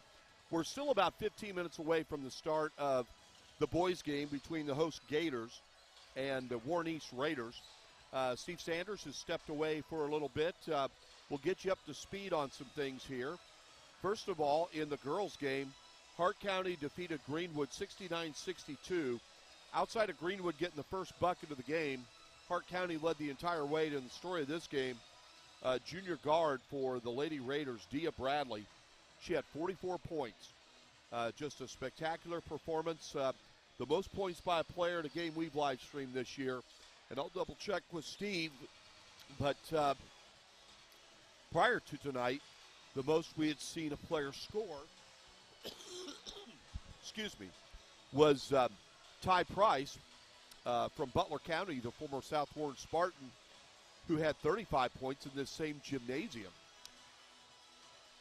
So this late game, and then of course the Greenwood boys seniors were honored at halftime of the girls' game, and then during halftime, or between games I should say, they had the homecoming night ceremony, and your homecoming queen is Hannah Carter, and your homecoming king is Lofton Howard. So congratulations to all the nominees and the winners for tonight's homecoming court at Greenwood High School. At halftime of tonight's boys' game, they will have senior night for the Greenwood girls basketball program, and we will carry that for you. We're going to take another quick break. We come back, we will break down this boys' matchup between Greenwood and Warren East. You are watching the Warren County Public Schools Sports Network.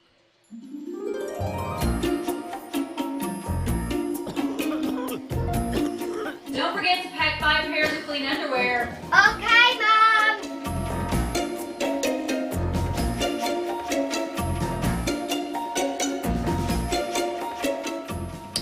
What's wrong with these? I think we're gonna need a bigger suitcase. This is a Mingy moment. Girls like you aren't runners, they said. Well, I wasn't. Let's go ahead and get some pictures of that knee, okay? 6 months, down the drain. Give up Keep the rhythm going. or Perfect. get up. Looks good. Good, we're gonna take it up. Who's not a runner now? I am proof of the power of advanced medicine. Doing fine. How are you doing, sir?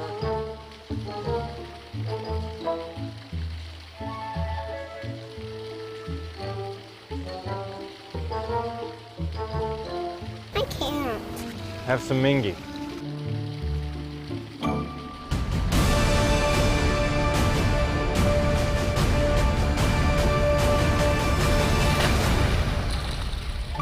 This is a Mingy moment.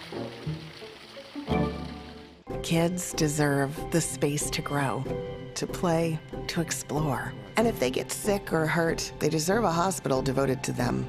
This is our promise, the most advanced care possible, with doctors, nurses, therapists, and surgeons who specialize in getting kids back to simply being kids again. We are UK Healthcare's Kentucky Children's Hospital. And for us, the power of advanced medicine is more than saving lives, it's saving lifetimes. Welcome back to Greenwood High School. We're about 11 minutes away from the start of this boys basketball matchup between Warren County Public Schools rivals Greenwood and Warren East. Of course, the big development this year is the only way that Warren East and Greenwood will see each other in the postseason is if both teams advance to the 4th Region Tournament, because Warren East is now in the 15th district while Greenwood is still in the 14th district. This is the only regular season matchup between the two teams, and it's certainly a contrast in which the way the season is going for both teams. Greenwood, coached by Will McCoy, sporting a very young team, as we saw during halftime of the girls' game. They have just 3 seniors on their team. They have Briar Hardis, Lofton Howard, and Luke Stansberry. And congrats to all of them as they were honored during the girls' halftime intermission tonight. Greenwood has gone to a very young team that plays predominantly sophomores. They've got a freshman interspersed there and a junior. And as a result, they've had some growing pains, but they've definitely had some very good moments as well. They come into tonight's game with a season record of 7-20. Warren East, a much different situation. Kyle Benge, in his second season as the Raiders head coach, and back on December 30th, after Warren East lost to Pikeville, the Raiders' season record was 6-6. Since then, the Raiders have won 9 of their last 10 and their last 6 games, and now are 15-7 and playing their best basketball of the season. And the Raiders are led by Isaiah Andrews, a terrific 6'6" senior player. But they've also had contributions from other key players, including their post player, junior Kajarius Barber. Roger Duncan has come off the bench, one of their seniors, to give them good energy. They have a freshman guard, Caleb Prince, who's done some very good things. Caden Merle, a senior shooting guard, also plays some point guard, has done some very good things. And then one of the other seniors, a guard, Connor Doyle. They also play a sophomore, Brendan Bratcher, a lot. But the leader on this team, no doubt, is Isaiah Andrews. And Kajarius Barber is a player that has really stepped up during this 10-game run in which the Raiders have won 9 of those games. Mike Cleff and Steve Sanders, Warren County Public Schools Sports Network, courtesy of Prep Spin. Want to run down our schedule, and also before we run down the schedule, or after the schedule, we will tell you our live streaming options. We originally were going to live stream tomorrow. We are not going to do that. We're going to be back with you for our final week of the regular season next week. We will have doubleheaders 3 nights next week. Starting on Tuesday, February 14th, we will be at Warren East as the Lady Raiders and the Raiders will host Franklin Simpson. That will start at 6 p.m. I stand corrected. On Thursday, it'll be a single game as South Warren will host Owensboro, and that game will start at 7:30 in the evening. And then next Friday, it'll be a makeup game that was postponed in late January, as Warren Central will host Christian County in a girls-boys basketball doubleheader that will start at 6 o'clock in the evening. Have some people to definitely thank. I want to thank again the hospitality here at Greenwood High School, led by Principal Adam Hatcher and Athletic Director Dan Dillingham. Also, our leadership with Warren County Public Schools, Superintendent Rob Clayton, Chief Operations Officer Jason Cupcella, and Chief Financial Officer Chris McIntyre. Also, man, oh man, I cannot say enough great things about Prep Spin CEO and co-owner William Warfield. William, you're the best, buddy. Thanks for everything. Also, thank you to our sponsors, Med Center Health. You guys are rock stars, along with UK Healthcare and Mingy Beef Jerky. Now, options for watching our live stream. You can go to the local television station, WBKO.com, and go to the sports page and click on the Prep Spin link. And by the way, tonight they will have Courtside that will come on at approximately 10:15 p.m., co-hosted by Lauren Floyd and Caden Gaylord-Day. Speaking of Caden, he is at Greenwood shooting highlights of tonight's games between the Lady Gators and Hart County and the Gators and Warren East. So make sure you join them tonight at approximately 10:15 p.m. on WBKO. You can also go to prepspin.com or go.prepspin.com, or you can go to the Prep Spin Facebook or Twitter pages. You can also go to Roku or Fire Stick TV, look for Prep Spin there, or you can go to our school district's website, warrencountyschools.org. So those are your options right there. We've run down the schedule, run down things on both teams, and we are about 5.5 minutes away from the opening tip of this boys game, as it's been a big night. Now at halftime of tonight's boys game, it'll be senior night for the Greenwood girls team, and recognized tonight during the boys game will be a pair of Greenwood seniors, Jessica Peterson and Kayla Grant. Steve Sanders has been working really, really hard tonight, and he actually went and got us some much-needed refreshments, which we apologize for our occasional coughing sprees here, and that's why he went to get these drinks. And again, as we told you earlier, by the way, Steve took over the microphone and filled in for a few minutes there while I had a visitor, and it was someone I had to stop and talk to, and that was Mr. Clayton. So appreciated him stopping by. And one thing, Steve was a natural filling that time, and I'll tell Steve this again since he's in my presence. Here's the interesting thing, Steve, trivia question, and you provided the information on one of them. Again, Dia Bradley tonight, how many did she score? 44. Okay, she scores 44, okay? Is that the most points that we have seen a player in basketball score in a game this season for live streaming? Yes. Yes. Here's the trivia question. Second most, either in a girls or boys game that we've live streamed, who scored it? Kid from Butler County. And where did it take place? Here. Yeah. Ty Price, 35. How about that? Same place. Yeah, so to turn out, Dia Bradley and Leah Trim played travel ball together. They know each other well. They were down talking. Both their parents were talking with each other in the corridor out there, so they know each other well, which is kind of neat, you know. And you know what, Steve, let me stop right there, because that's got to be something. This is your first foray into sports announcing or sports broadcasting.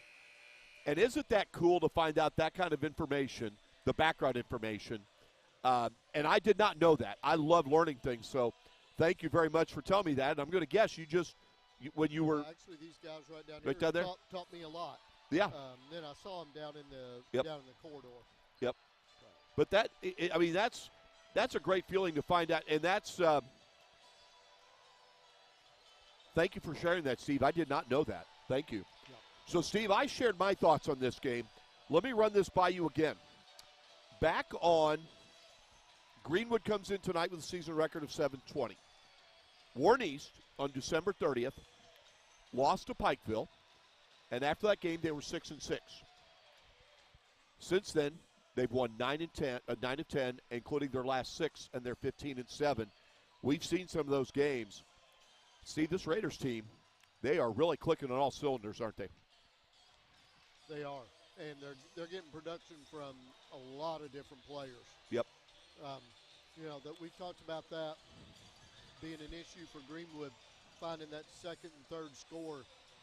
Warren East doesn't have that problem. You've got Caden Merle, you've got Kajarius Barber, you've got Isaiah Andrews, you've got the guys shooting from outside. They've got scoring coming from everywhere. You know, Steve, and I'll say this. What I've seen from Warren East, as we've seen the season come along, the reason they're playing so much better, I think their defense has improved noticeably. Well, they're very active. They're very athletic. They're fun to watch. They can score a lot, play good defense. But the athleticism helps them rebound, and, they're after loose balls all the time. So going to be a good game. Greenwood's going to have their hands full. Well, and you mentioned this, Steve. Matchup-wise, and we're going to go silent here in a moment, and I'll share your thoughts in a moment as we're going to have the starting lineup, so we'll let the public address announcer do that. But in a moment, Steve, I want to get your I thought you had a great point about Isaiah Andrews and Kajarius Barber. We'll share that after the starting lineups.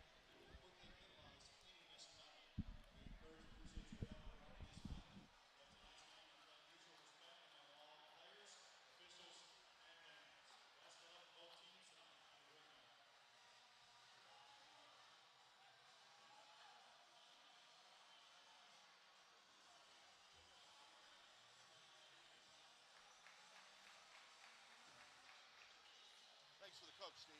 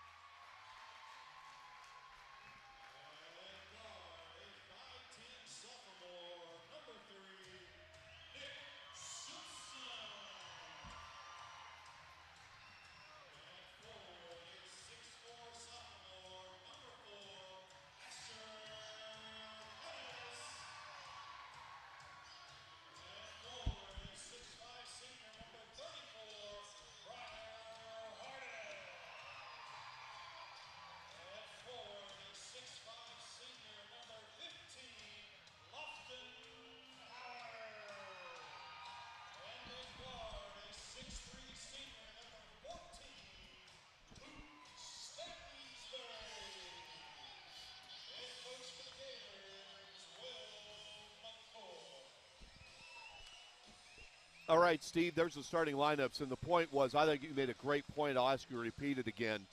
Greenwood defensively trying to match up with Jari Barber and Isaiah Andrews. That's going to be a real challenge. Right. Andrews got such length. Barber's big guy, tall and big. Howard certainly and Hardest, strength-wise can match up with Barber, but, he's got height on him also. Barber wears number 41 for Warren East, and it's the first time we see Warren East in their visiting uniforms. It's what we got here, Mike? You got this? There's some sort of a technical foul. Coach Benj is getting an explanation. Stansbury will get another free throw. Steve, the only thing that I could – Coach Benj doesn't like it. Thank you for pointing that out. You can dunk in warm-ups. So I don't think it's that, Steve. You can dunk. Yeah, we've seen teams do that all season. Yeah. So we're not even going to have a jump. No. And Greenwood gets the ball. Hey, that's a good way for the Gators to start with a 2-0 lead.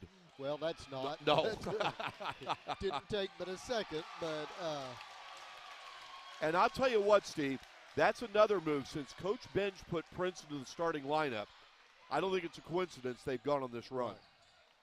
He gives them a lot of ball handling and some good defense. Howard being guarded by Andrews. This is Nick Simpson, short.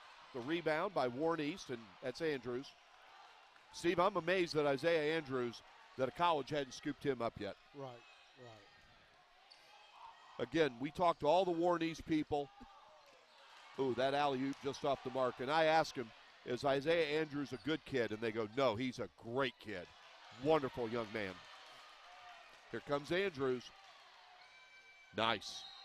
And he's going to go to the line for two. He's got great body control, Steve. Isaiah Andrews. Yeah. All right, game tied at 2. So we're just underway. Mike Cleff, Steve Sanders. Warren County Public Schools Sports Network, courtesy of Prep Spin. There's one thing about it. Greenwood's about as big as they can be right now with Hardis, Lofton, Howard, and Pettis. 6'4", and a pair of 6'6" guys. That's as big as they can go. And, Steve, it's rare when they have all three of them, but I understand why in this case. And it's also senior night, so Hardis gets to start along with the other two seniors. But, yeah, that's as big as they can go. Well, and you and I both agree about Hardis. We like him. Yeah. He's kind of a workhorse. Just does a lot of the dirty work, rebound, play defense. There's a nice turnaround. Just came up short, but Pettis with a rebound. I like Pettis in there. How about Barber bringing the ball up court? And here's Andrews. Gets it over to Prince. Back over to Bratcher. Nope. And there's Lofton Howard with the rebound. He got about halfway up the court, realized that's probably not what he wanted to do. But he was careful not to go pass it back across half court. Hardis over to Pettis. Barber with quick hands. Yep. The takeaway. Prince inside to Barber.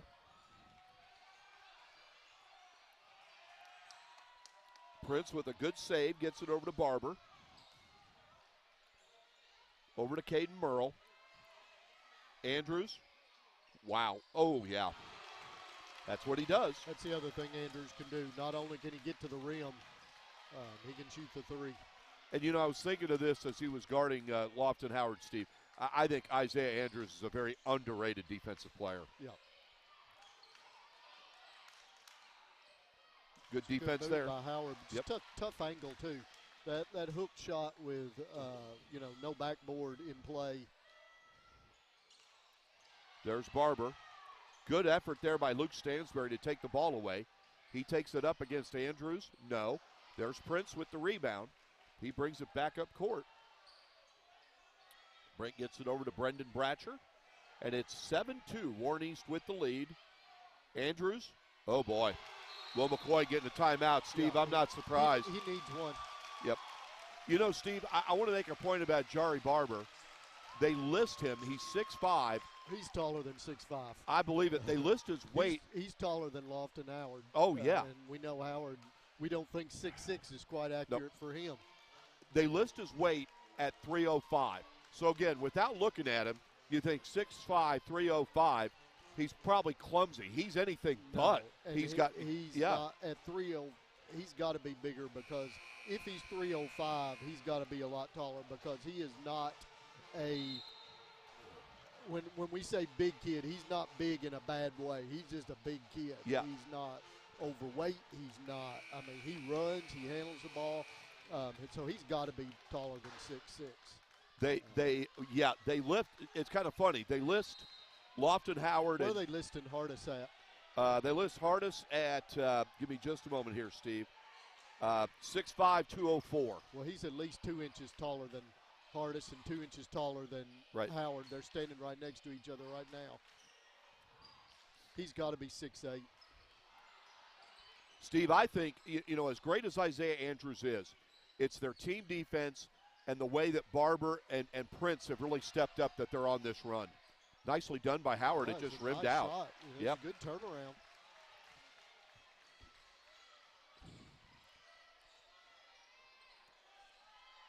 (10-2).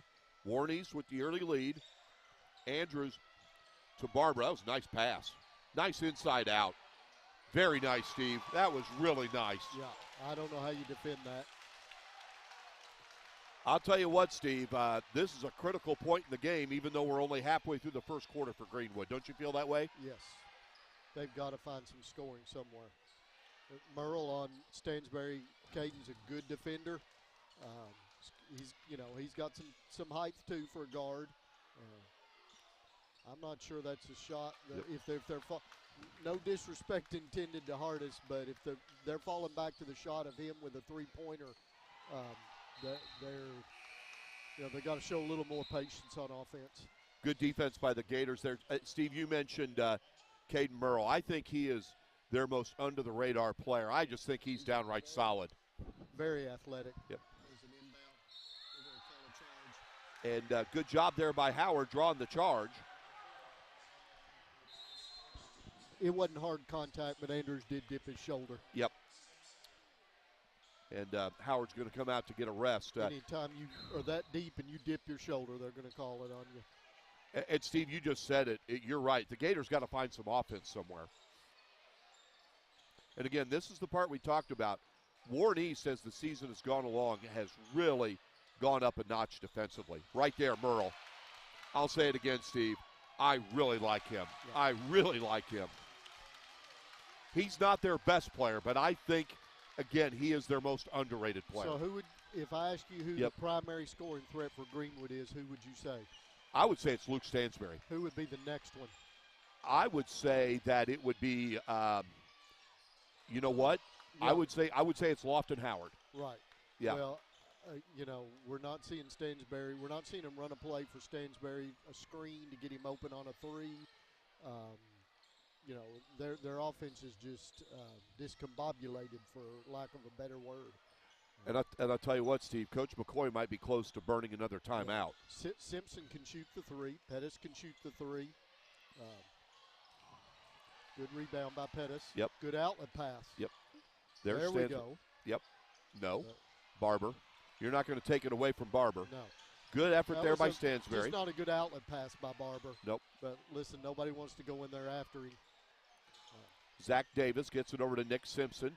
That's Garrett Hatcher. He can shoot the three. Nope. Brendan Bratcher with the rebound. Here comes Prince, the freshman guard. Brings it up court. Over, nicely done. Oh, boy. I'll take the blame for that. I jinxed Merle. I talked him up, and that was a makeable shot.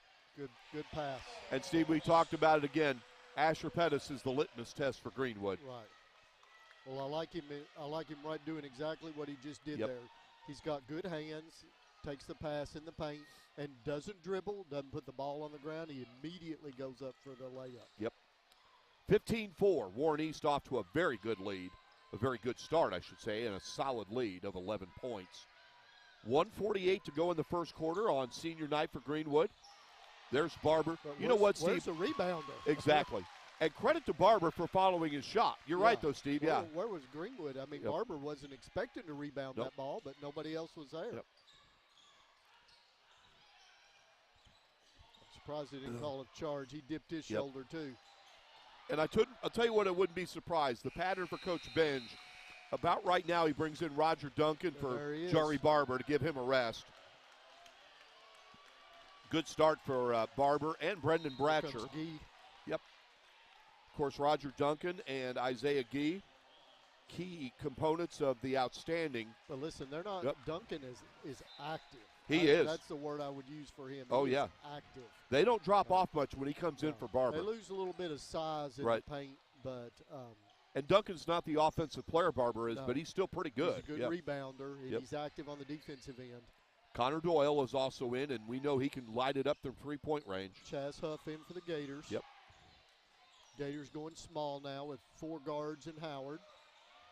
Wow. And we've seen this lineup work for them. Yep. There's Duncan with a putback. Steve, you mentioned the rebounding. The Raiders are dominating that area.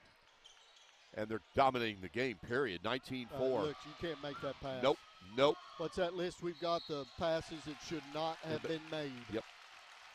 I'll tell you what, Will McCoy wants to get to the end of the quarter without using the timeout, but with 45.3 seconds left. Bring Phillips in. Steve, I'll tell you what, you got to like Warren East's chances in the 15th district. Prince hits the first free. Excuse me. Yep. Now McCoy's going to turn right around and go back big. Yep. What do they got? Howard, Hardis. Phillips is a good-sized guard, too, more of a forward. Prince makes another one. Steve, it's 21-4. And they're going to get Duncan with the foul. Nothing wrong with that. Nothing wrong. Good hard play. Non-shooting foul. 3 fouls early on Warren East, 2 on Greenwood. I mean, right there, Steve, what a target that is to try to throw over. Try to throw through. Of course, Duncan was an outstanding receiver, tight end. That's a lot of contact there. Yep. Wow. Great hustle by both teams. I love that hustle, Steve. What do you have, 3 players on the floor? Yeah. Love it. Great job, guys. Great job. 30.2 seconds left. Greenwood will get the ball. 21-4, Warren East. And Steve, the Raiders' defense is really bothering Greenwood. Stansberry, no. Rebound by Duncan. Over to Prince, and Raiders will hold for the final shot. We're down to 12 seconds.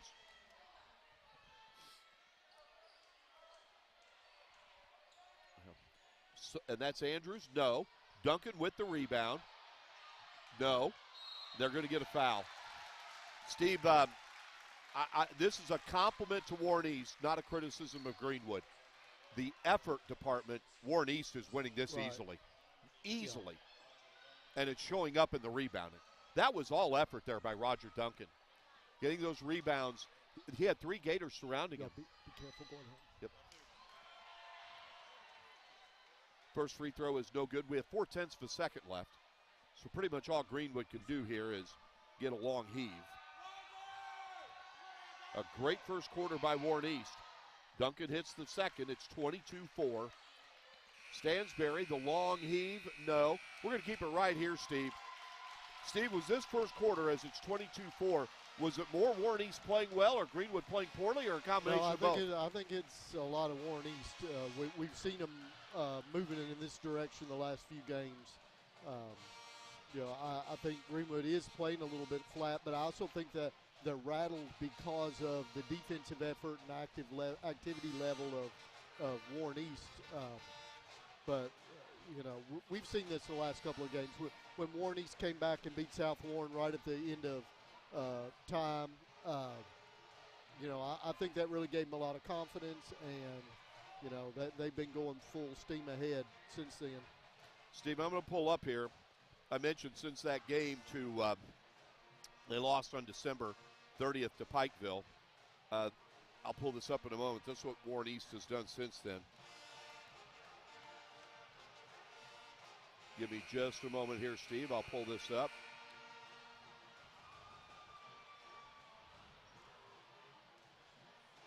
As we are about ready to start the second quarter, and Warren East is leading Greenwood 22-4. Okay, Steve, since they lost to Pikeville, they defeated Barron County. They avenged a loss early in the season.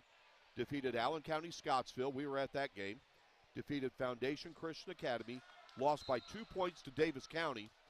Since then, defeated South Warren, Central Hardin, Russellville, Glasgow, Allen County Scottsville for a second time, and Todd County Central. Wow, how about that?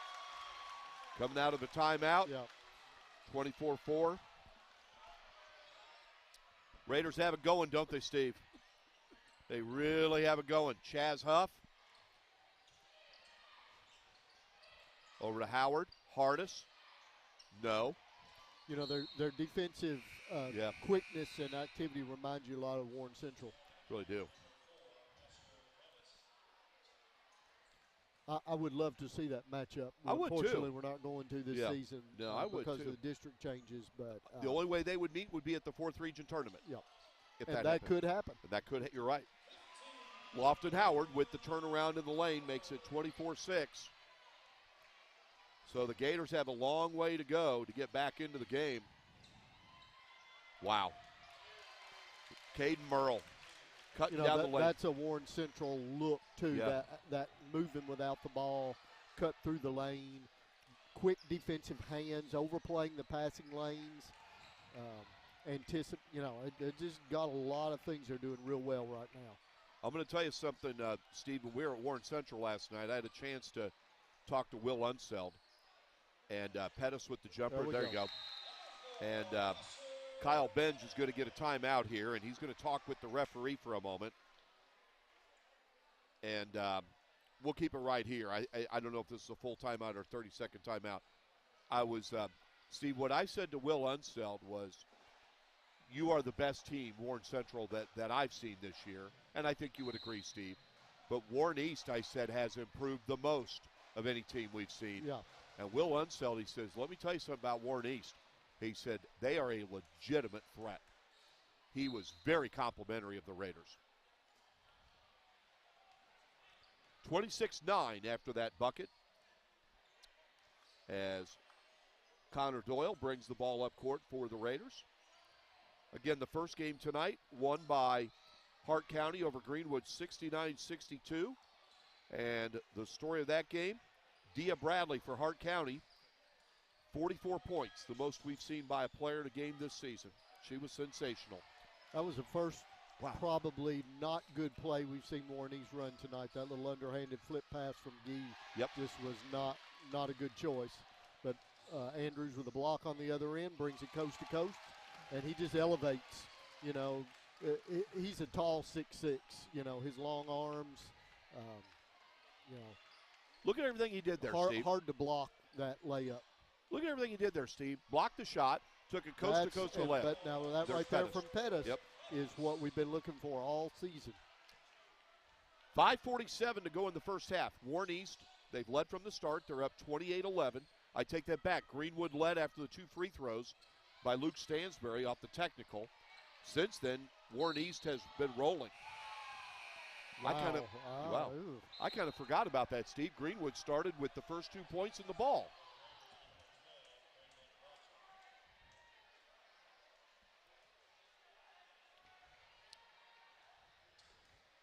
So some people thought that ball should have stayed with Warren East, but rest felt otherwise. Gators have the ball. And they go to Lofton Howard, being guarded by Jari Barber. There's Zach Davis. There you go. So the Gators have back-to-back buckets, and they're within 15, 28-13. Well, you got to give Greenwood credit for not folding up the tent Right. going home. I mean, they are playing. And wow. Well, they just can't at this point trade baskets with Warren East. No. Well, Steve, you heard my thoughts on Merle. I can definitely tell we're on the same page about him. Look at him. See, he's itching to overplay that passing lane and take that pass right away from him. Yep. Stansberry, jumper, no. You know, that should be right in his wheelhouse, that free throw line jumper. Has he scored since the 2 free throws to start the game, Steve? I can't recall. Stansberry. No. Yeah, I don't. No. Yeah. All right, 30-13. Raiders with the lead and the ball. Jari Barber just a little bit off the mark. Rebound by Lofton Howard. Players on both teams, significant contributors to their respective outstanding football teams. But Greenwood and Warren East did not face each other in the regular season. Here comes Andrews. He forgot one thing, Steve. Call timeout. And you know what? What a great hustle by Asher Pettis. Going to get a foul on this end. Did they get a foul finally, Steve? Yeah, they called it. The referee dropped his whistle. He was trying to get it to his mouth, and he couldn't quite get it up there. He had his hand up to call the foul. He just couldn't get his whistle up. I thought Will McCoy was going to pull his hair out. Yeah, he was going to call it, but just couldn't get a handle on that whistle. Got loose from him. Lots of credit. The reason Lofton Howard's shooting free throws is a great hustle by Asher Pettis. Yeah. Stayed after the ball. Want to again congratulate Lofton Howard on signing his national letter of intent to play football for WKU. Of course, his dad, William, the outstanding head football coach at Greenwood. Lofton's older sister, Katie, plays for Travis Hudson in WKU volleyball. And Mrs. Howard, also a delightful lady, just an awesome family. William, the youngest of 5 brothers. And I've met several of them. I've met 3 of them. They're just great guys. Great guys. Yep. Those Hart County faithful going home after their win. They actually stayed to see the first half of this game. So, listen, they brought a great crowd. They did. Really friendly folks. Great to talk to. I love to talk to the fans and get some insight into their teams and players. And I think they enjoy it, too. You know, you want to go to a state, an arena, and you want to feel like you can go there and be welcomed and interact with people. And, you know. I love getting the tidbits and the information. And, Steve, I'll give you a lot of credit. I did not know that about Leah Trin and Dia Bradley. Move by Pettis. Yep, that was. Pettis Really gets nice. the hoop. You know, that they play travel ball together and their friends and their families that are came friends. straight from their fans. Yep. It was just those minutes, moments of interaction. Steve, like you said, credit to Greenwood. They didn't pack up and fold up their tents, and they have a chance to get within 11. Yeah, 10 or 11. And there's Stansberry, but it's blocked. Good effort by Howard. Blocked again, Pettis. Wow, what a nice shot by Pettis. He's having a nice first half, Steve. He is. He's their leading scorer right now. Got to be. We're not keeping stats, but I can tell you that's at least 8 for him. 30-19, Warren East. Several key rebounds and that hustle onto the floor down this end. And that's what we've kind of been looking for out of him all season. Yes. You know, we know he's got quickness. We know he's a great interior passer. So glad to see him getting some points tonight and rebounds. And you know, Steve, he's in great shape. He doesn't get tired. No, he's got some size on him. You yeah. know, he's not going to get pushed around. Pettis is one of those sophomores on the Gators that we were talking about. A lot Good of them pass play. right there. Yep. Ooh. Better pass than shot. Yep. Andrews 1-on-4 takes it up. Yep. Travel. I think that's the right call, Steve. I think do that's too. the right I didn't call. get a real good look at his feet, but it's kind of where I was turning the camera. But I'll take your word for it, Mike. Yeah. Well, good, Steve. You brought up a great point. Greenwood has hung in there. They haven't packed things up. They have a chance to go into single digits if they can get a goal here. And, Steve, I think the senior night festivities for the girls will help the Greenwood boys in this case. You know, I am not one for moral victories. I don't know many coaches who like the term moral victory. You win or you lose, but, you know, they're holding in here, and they do have a chance.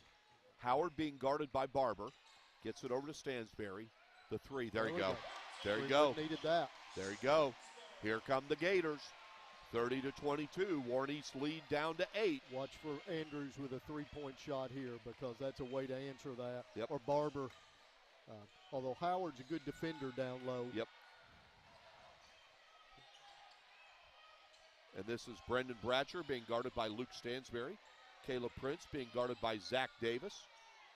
His full name is Zachary, but everyone says he prefers to be called Zach. Caleb Prince, the freshman point guard for Warren East.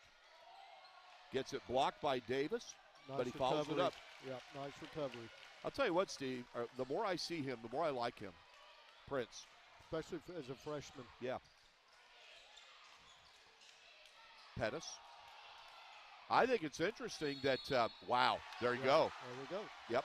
You know what, Steve? He's feeling it. He is, and it's a compliment. They put Andrews over to guard him, and Pettis, you're right, Steve. He has been their best player in the first half, and quite frankly, it's not close. No. And this free throw could cut it to 7. A big salute to Greenwood. What were they down, 19? Yeah. The game. They were down the game. Yeah, the game, yeah. And now they're within 7 with 47 seconds to go, 32-25. Again, if I'm Warren East, I'm holding for the last shot. I'm not going to give them a chance to get within 5. I'm either going in up 7 or I'm going up more, but I'm not going to let them have a chance to get within 5. They're going to foul him, force the action. Right. And Steve, the other thing they've done defensively, Greenwood, Coach McCoy made a big adjustment. He put Lofton Howard on Jerry Barber. Remember, he started the game guarding Andrews, and look who's guarding Andrews, Asher Pettis. You're right. They get the ball out of bounds. I'm with you, Steve.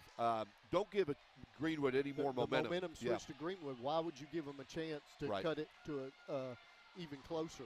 Yep. Now, I said that, a couple of games ago twice, and they didn't do it, but it looks like Warren East is going to. Down to 8 seconds. Barber over the corner to Prince. Shot. Ooh, in and out. Here comes Pettis with the rebound. He's going to try to heave it up there. Wow. Oh, wow, Mike. Wow. If that would have gone in, this place with a roof would have come in because that would have cut it to 4. Well, Steve, the story of this first half, we will take a quick break, but real quick. Asher Pettis on Greenwood's side. But Yep. now listen, let's not be fooled. This game is not over, and Warren East is not done. Right. They have the capability of hanging a lot of points on you really quickly, much like Warren Central can do.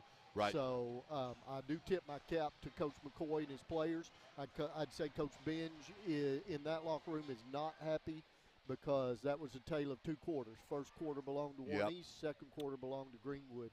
And, I have a feeling the senior night may help Greenwood out a little bit, give them a little bit of chance to catch a breath and maybe Warren East get out of their routine a little bit. But, listen, we saw this Warren East team be down to South Warren the entire game and came back right at the end and win. So they don't quit. They're not going to quit. And, there's a full 16 more minutes of game to play. We're going to keep it right here because they're bringing out the balloons again. It's senior night for Greenwood girls basketball.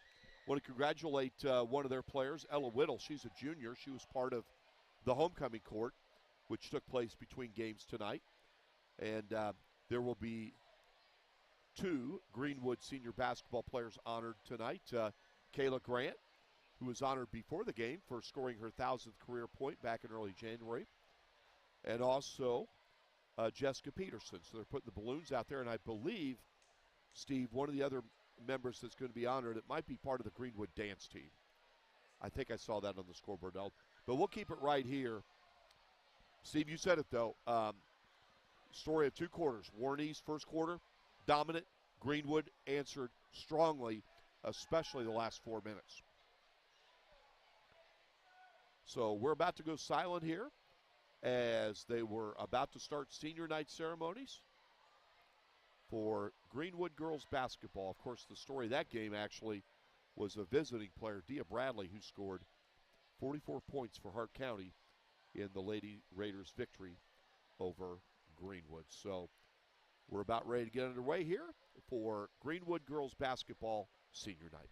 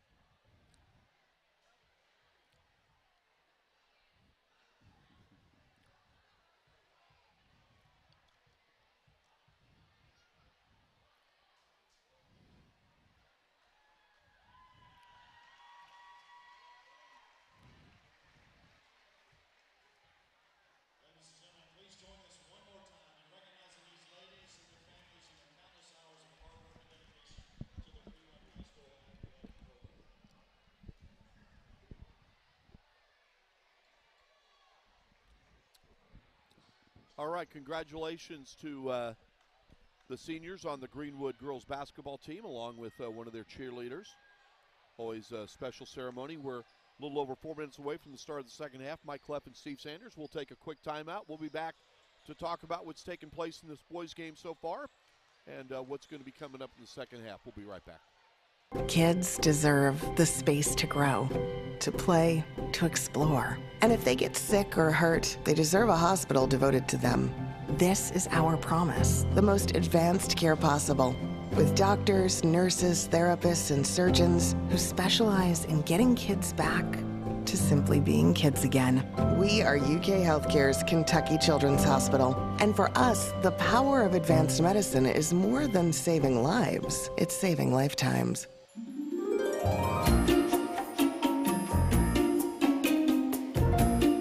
Don't forget to pack 5 pairs of clean underwear. Okay, Mom.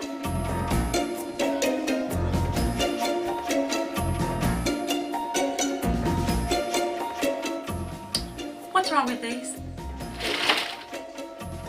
I think we're gonna need a bigger suitcase.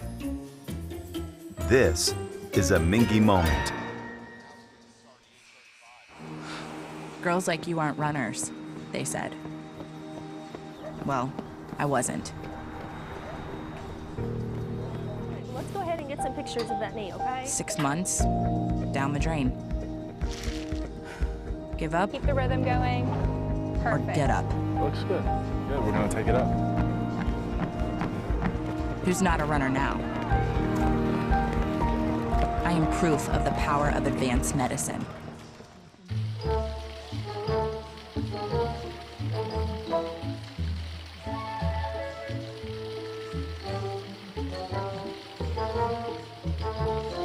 I can't.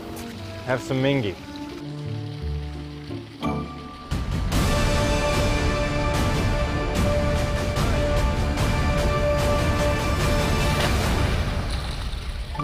This is a Mingy moment. You hear how many points that girl scored for Hart County? Tell us. How many points the girl for Hart County scored?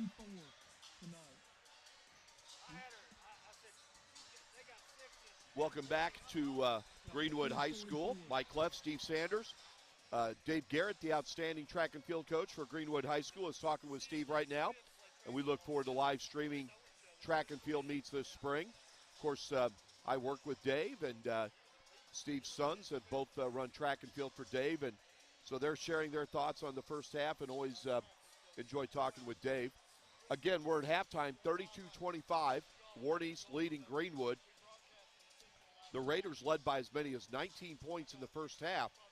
But much to Greenwood's credit, the Gators hung with it, and they shaved the deficit down to 7, where we stand right now, as we're about a minute away from starting the second half here. Again, want to thank our sponsors, Med Center Health.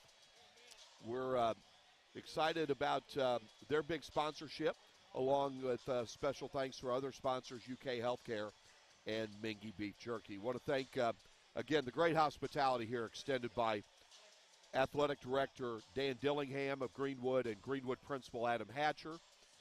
And we are about ready to start the second half here. Both teams are done warming up. And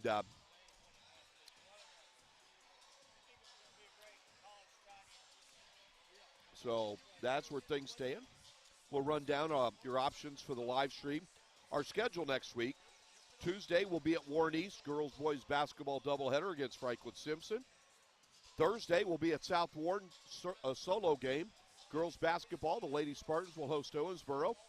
And next Friday we'll be at Warren Central, as Christian County will be visiting Warren Central in the girls-boys basketball doubleheader. That is a makeup doubleheader. Want to say thank you for Dave Garrett to stopping by. We look forward to seeing him during track and field season. You really like him, don't you, Steve? I do. I consider him a close friend. I knew him before he was a coach of my kids, and that's always good. You know, it's always good to know your kids' coaches, but to know them before they're your kids' coaches is really nice. He's a good guy. And you know what, Steve, what I always like about him, when I talk to him about his program, he always talks about his kids first. Well, you know, he does. He's got a saying, be the best. Yep. And that's what he wants his kids to do, whether that's the best Sam Sanders or the best, you know, Drew Smothers or the best Lofton Howard or, you know, be the best and work hard to be the best. And, you know, he doesn't yell and scream at kids. He doesn't curse. You know, he relates, he communicates, and he encourages, and just great. Just another example of a coach we have here in Warren County. I'm telling you, we got tons of them. We do. We got 2 on the court tonight with Coach Binge and Coach McCoy. We had 2 earlier tonight, you know, or Coach Simpson, and you know, I'll give credit to the Hart County coach, you know. Absolutely. Just great examples of people working with these young people. We've had baskets to start the second half. We had a three-pointer by Isaiah Andrews for Warren East, and then we had a drive-in bucket by Asher Pettis for Greenwood. So it's 35-27 Warren East with the ball. Three-pointer, no. And that's a rebound by who has definitely been the best player for Greenwood tonight, Asher Pettis. Here's Luke Stansberry. There you go. It's a 6-point game, Steve. Yep. It's down to 6. And I see one of those student section members clapping. That would be Sam Sanders. Brandon Bratcher being guarded by Zach Davis. Caden Merle being guarded by Luke Stansberry. Caleb Prince being defended by Nick Simpson. Andrews inside to Jari Barber. Lofton Howard on him. Good defense by Howard. And they're going to get there. Oh, well, he, you know, in defense of Barber, they were way under the goal. Probably too far under the goal for it to be a charge. Yep. They called a shooting foul there. Yeah. Yep. You know, they were literally right under the rim, and it's hard to draw, you know, if you imagine that imaginary arc there, you know, to draw a charge that far under the goal is not really appropriate. Steve, I am getting a laugh. They list, as we mentioned, Barber and Howard being the same height, 6'5". No, I'm telling you, he's 2 inches taller. That was his 8th grade height, maybe. Yeah. Barber hits the first free throw, and he hits the second. Nice free throw for him, too. Again, he's very agile, got a good touch, good footwork. He's a nice ball player, Jari Barber. Luke Stansberry inside to Howard. There you go. Good movement without the ball. 37-31, another 6-point game. Steve, a lot of credit to the Gators. A lot of teams would have just folded their tents, packed it in, said. That first 8 minutes was withering from Warren East. And here you go. Here comes Greenwood. Zach Davis, Stansberry, the 3. Here you go. Here you go. Wow. Here come the Gators. If you'd asked me this a quarter and a half ago, I would have said, you are crazy, Mike. It's a 3-point margin. Greenwood within 3. Barber, the spin move, gets it back out to Merle. Over to Prince. He spins, gets him over to Andrews. Andrews over to Merle. You know, the defensive effort right now is what's getting Greenwood. Sure they is. Just can't leave him open like that. Nope. That's what Will McCoy is saying is Kyle Benchey, what I've noticed, he likes to call a timeout after his team makes a basket. Yeah. He doesn't like to call. He doesn't want to break his own team's momentum. Yep. Yeah. Well, Steve, again. But, yeah, you can't leave Andrews No. open. I don't No. care who you're not double teaming. Yep. You got to stay in his face. And, Steve, a big reason for the good start to the third quarter is they got Luke Stansberry going. Yeah. He hits a 3. He also has a nice drive to the bucket. Also like the pick and roll that him and Lofton, the give and go, him and Lofton Howard had. Right now, we're keeping it right here. 5 minutes to go in the third quarter. And Warren East, after leading by as many as 19, they lead 40-34. It's been a fun night, hasn't it, Steve? It has.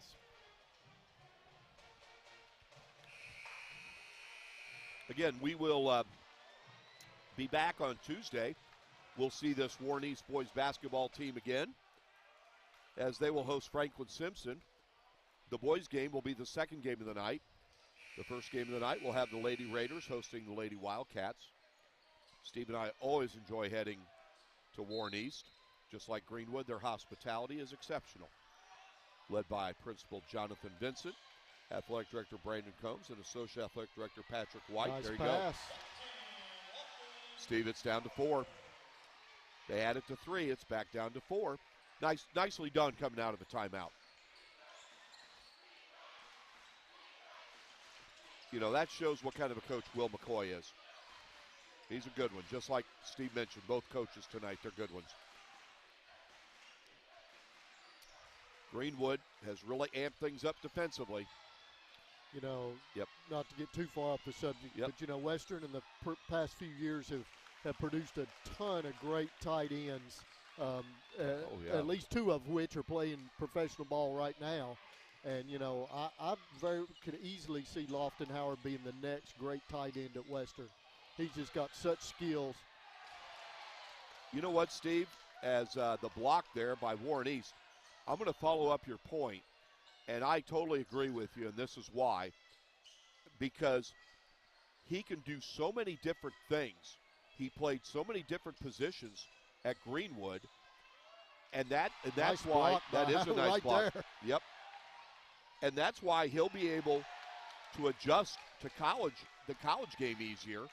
You know he's going to have the work ethic. He's intelligent. And Steve, you mentioned, you know, he's 6. They list him at 6'5". See, what really 6'4"? What do you think? 6'4"? Howard? Yeah, Howard, 6'4".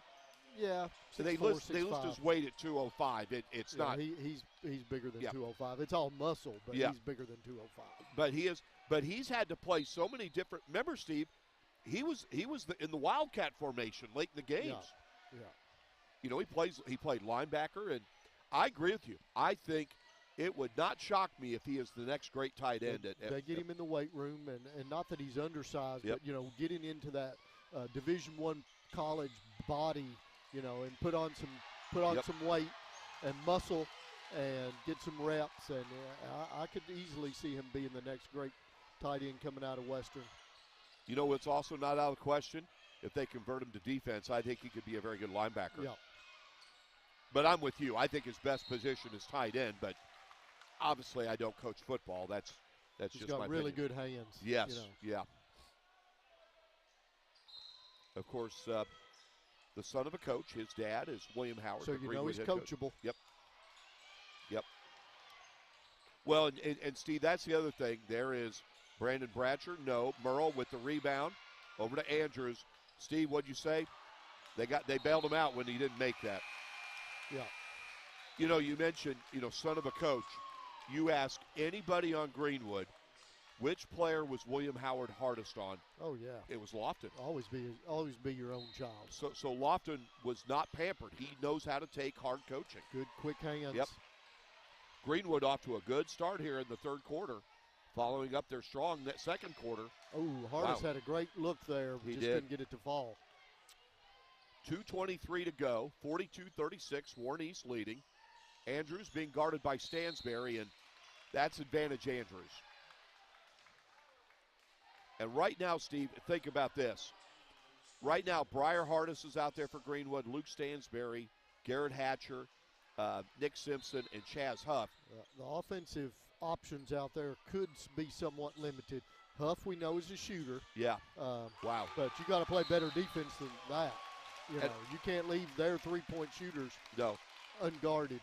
And I'm wondering if Will McCoy will make any substitutions here, because I was mentioning those 5 players on Greenwood. Who's the best one to guard Andrews? And I know you got a cough there for a moment, I'd say Steve. Pettis. Well, he was out of the game for a moment. And he's still going to be out of the game. Yep. Those players down there, I don't know. Hardis is the only one that's got the size to guard him. Right. We'll keep I it don't here. know that he has the quickness to guard him. 2:15 to go in the third quarter. 45-36, Warren East leading Greenwood. The Raiders have led outside of the first 2 points of the game, which Greenwood scored on a technical foul on Warren East. I was trying to find the details on that at halftime. Couldn't find it, but that's Greenwood's only lead of the game. Warren East is led by as much as 19, but Greenwood has cut it down to as close as 3 points here in the third quarter, but the Raiders have responded to stretch it out to 9 points, I should say. And again, they have the same 5 out there. And Steve, I'm going to ask again, they really don't have someone on the court right now that's a good matchup defensively against Isaiah Andrews. Greenwood with the ball, 2:06 to go. Stansberry for three. Oh, in and out. Good rebound by Simpson. Nick Simpson. Nice job by Nick Simpson. 45-38 Warren East. We're under 2 minutes. We actually have 1:48 to go in the third quarter. Bratcher with the drive. No, but he got fouled. And Bratcher, who hit a big three for Warren East a couple of moments ago, will go to the line for a couple of free throws. First free throw is good. Bratcher is a sophomore. Easy to spot because his hairstyle, he's got dark hair, except he's got a blonde streak in the front there. Where's number 12? He's a sophomore guard that a lot of the Warren East fans are really high on. He's got a good stroke. Yeah, good shooter. Yep, 47-38. Raiders leading Greenwood. As you can tell, nice crowd at Greenwood tonight.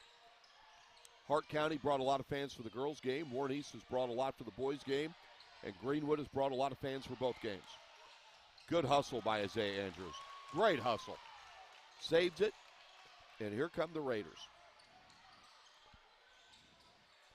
I'll say it, Steve. A lot of colleges are missing the boat on Isaiah Andrews.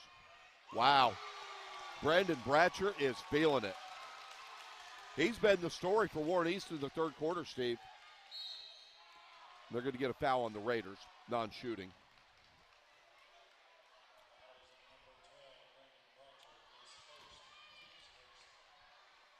They call that foul on Bratcher. It's just his first. That's the first foul on the Raiders as a team here in the second half. Inside to Howard. Nice. 50-40. Under a minute to go in the third quarter. Mike Cleff, Steve Sanders, Warren County Public Schools Sports Network, courtesy of Prep Spin. We appreciate you checking us out tonight. Steve, would you hold for the final shot here?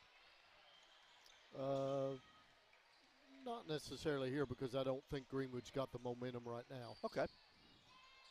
Like I would earlier when Greenwood had got the momentum. It's a good no call there. Yeah.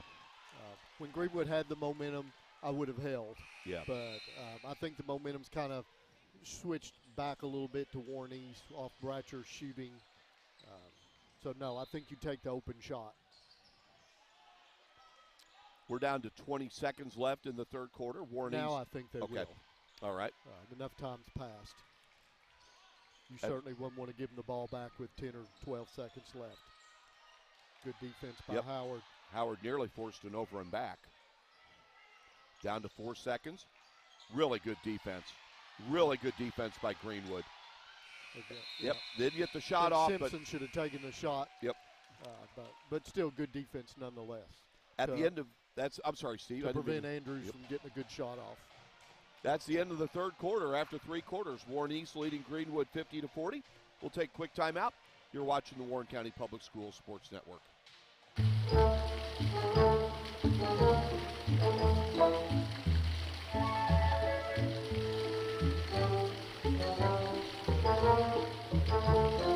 I can't. Have some Mingy.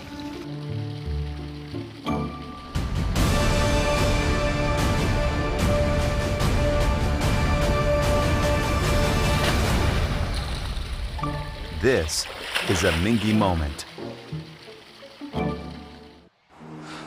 Girls like you aren't runners, they said. Well, I wasn't. Let's go ahead and get some pictures of that knee, okay? 6 months, down the drain. Give up Keep the rhythm going. or Perfect. get up. Looks good. Good, we're gonna take it up. Who's not a runner now? I am proof of the power of advanced medicine.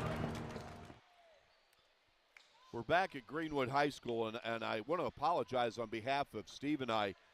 We're not under the weather, but we both, as you can tell, have these annoying coughs. And I feel perfectly fine, but just can't get rid of it today. Oh, they never come at a good time. We're starting the fourth quarter, 50-40 Warren East. Steve, what do you think heading into this fourth quarter? Well, I think Greenwood's hanging in there like a hair on a biscuit. Uh-huh. I keep waiting at some point to see Andrews start to take over the game. He's capable of it. But that being said, on that last possession, Greenwood played great defense. Yep.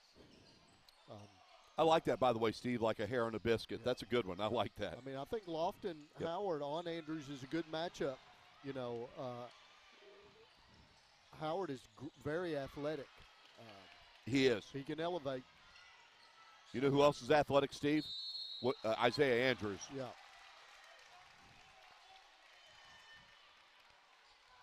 I'll say it, Steve. Rick Stansberry, the WKU head coach, is still here. Of course, he's watching his son, Luke, who was honored tonight for senior night. First free throw, no good. I'll tell you what, Steve. I'm not saying that Rick should sign him, but I think he ought to take a hard look at Isaiah Andrews. Yep. And we're going to keep it right here. We got full timeout, 7:33 to go. And Andrews will get a second free throw attempt, 50-40. Warren East leading.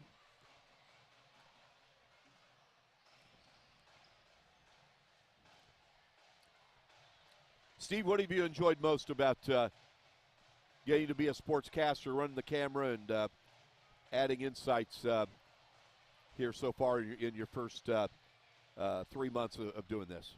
Probably just the opportunity to see these kids throughout the season, get to see how they improve, how they grow over the course of the season. Especially with basketball where you're seeing some teams 4, 5, 6 times through the season. Yep. I'll say it again. I love getting the background information. Like you finding out from the points from the radio guy for Hart County and finding out the information about Dia Bradley and Leah Trin from the Hart County fans, the background info, that you just don't learn when you're having to sit here with a headset on. We're ready to resume play. Andrews with his second free throw. No. Big rebound there by Warren East. They'll keep possession up 10. Good defense by Zach Davis. Nice pass there, but good defense by Lofton Howard. Don't see that turnover too often from Warren East, but nope. Pettis really wants to take it against Duncan, but he kicks it to Huff. Yep. We know Huff can do that. Yeah, good choice there. We know that Huff can do that. Back to 7. Raiders up by 7 with 7 minutes to go in the game. We're at Greenwood High School. Doubleheader tonight. Duncan? No. Yeah, I think at some point you got to get Barber back in the game against Howard. Yep. Huff? Nope. Rebound by Andrews.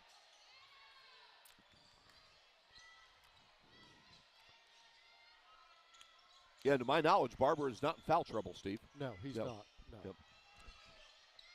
It's just been a fairly fast-paced game. Wow. Steve, you became Nostradamus. Look who's getting ready to check in. Listen. Nostrastevus. Something like that. Yep. I wish I could go. Oh, Howard with 2 steals in a row. Here's the nice thing about Pettis too. If he can handle the ball out front for you also. Stansberry being guarded by Bratcher. Pettis. Wow. It's a 4-point game again. Where does Coach Binge take a timeout?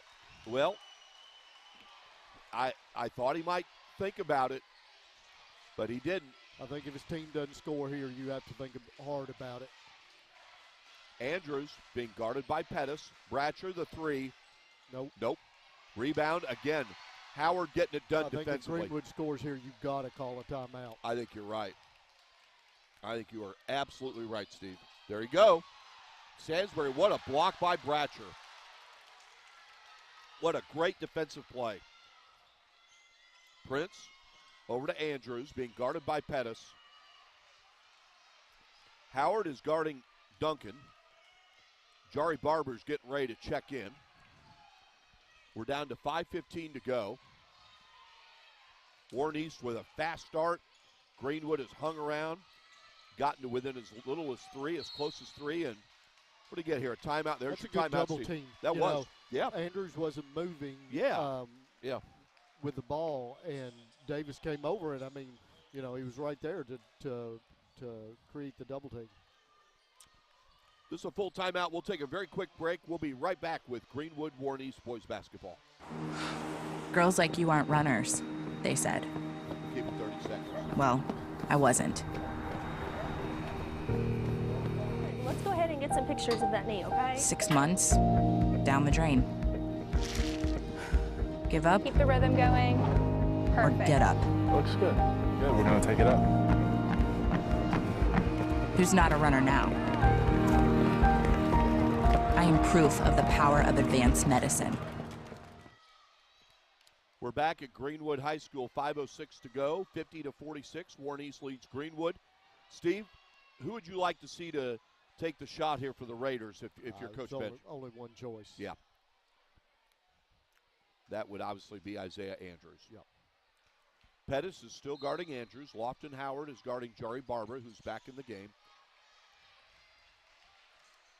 That's Caleb Prince with the ball. Pair of freshmen there. Chaz Huff guarding Prince. These two are going to see each other a lot over the next 3 more years. Yep.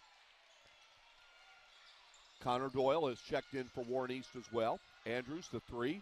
That's good defense, Steve. Yep. They're going to get a foul on Barber. Yep. And that's that's the second team foul, so it'll be an out of bounds. Yep. Steve, I'll tell you what, Howard's done a really nice job defensively and on the defensive boards here in the second half. As Greenwood has the ball, they're within 4. Luke Stansberry gets it over to Pettis. Pettis being guarded by Isaiah Andrews. Chaz Huff. I don't know. I don't like that shot. I'm with you. I'm with you, Steve. Andrews, yep. Wow. What a turn of events there, Steve. Yeah, I didn't, yeah. What a turn of events. Steve, that was not an easy shot by Andrews. That was in traffic. Credit to Isaiah Andrews. It's a 6-point Warren East lead, and Andrews has a chance to extend it to 7. That's a big turn of events, partner. 53-46, Warren East, 4:23 to go in the game. Unless, of course, we get overtime. Steve and I have had some of those this year, including a double overtime game. And that's probably going to be a non-shooting foul. Yeah.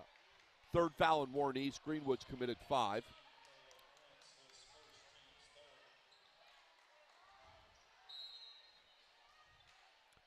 And the Gators inbound. Stansberry has an open 3. Nope. Rebound. Good job by Howard.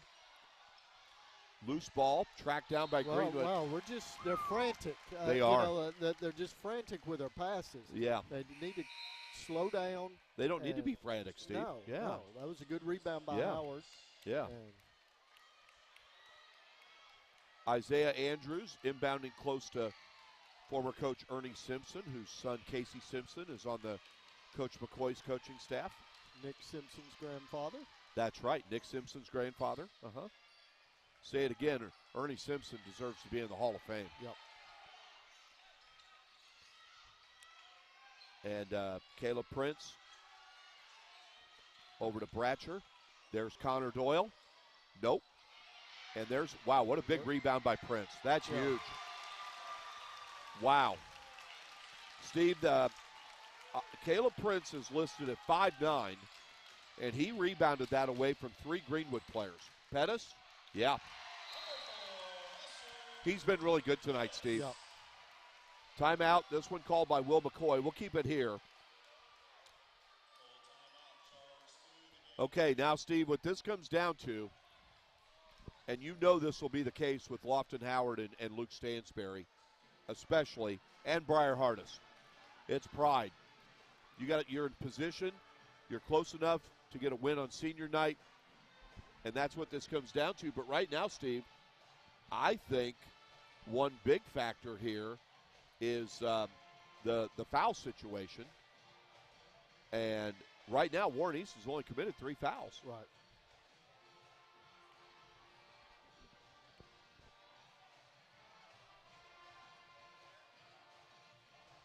Good things from both teams tonight, Steve. Every time Greenwood has gotten very close, Warren East has made a big play. But Greenwood just will not go away. They will not go away. And, again, pats on the back to both teams. We have 3:22 to go in the game. This timeout is done. 55-49. Warren East leading. This has been a very entertaining basketball game.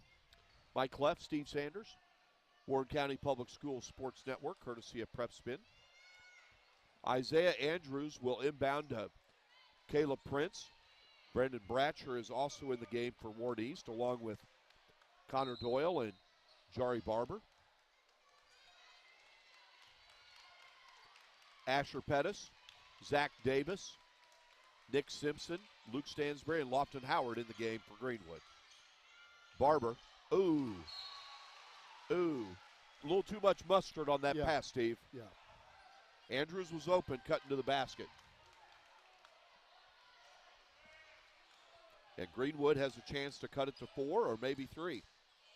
Like you said, Steve, they don't have to be frantic. Still a lot of time left.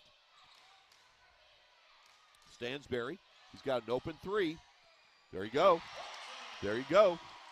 Nice job there by Luke Stansberry, and it's 55-52. Closest the Gators have been. Bratcher over to Andrews, double team. And what do they call here? A foul. They get a foul. 22. Yep. Okay. And now Warren East is in the bonus. Something happened down there. Asher Pettis wants a technical foul to be called on Warren East. And that's, I think, what's going to happen. I don't know what caused the technical, but Pettis noticed something. Roger Duncan looks like he was probably in it, whatever it was. Yep. Yep. Well, after the whistle had been blown, Isaiah Andrews went up and dunked the ball, but it looked like it was in the flow of the game. I mean, you don't hear a whistle. But he's not the one, complaining. Duncan's the one that looks guilty. Wow, what a big turn of events here, Steve. It's now a 2-point game. Let's look and see who gets subbed out in a minute. You're right, yeah. Wow, 1-point game, and Greenwood will get the ball. Greenwood will get the ball. Wow. So instead of the foul on Warren East, which was out. Was that on Davis? Yes. Yeah, it was on Davis. The foul was going to be on Davis. Yeah. But the technical supersedes it, gives them 2 points, 2 shots, and the ball. They could take the lead. For the first time since they led 2-0, Pettis. Not a good shot. No. Too far out for that shot, too far away from the goal. That's the second technical foul on Warren East this game. The first one happened before the game, which resulted in Luke Stansberry shooting 2 free throws to start the game. There was no jump ball. Here he goes. Wow. Nick Simpson, and the Gators lead. 2:07 to go, and Greenwood has taken a 1-point lead. What a ball game, Steve. What a ball game. Oh, the Greenwood fans are up on their feet, getting rowdy. They are rowdy. They're going to get a foul there, and now put them in the bonus. Yeah, they're in the bonus.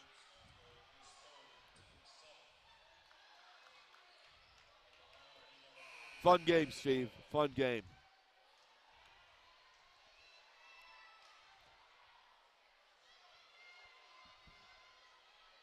As Connor Doyle will have a 1-and-1.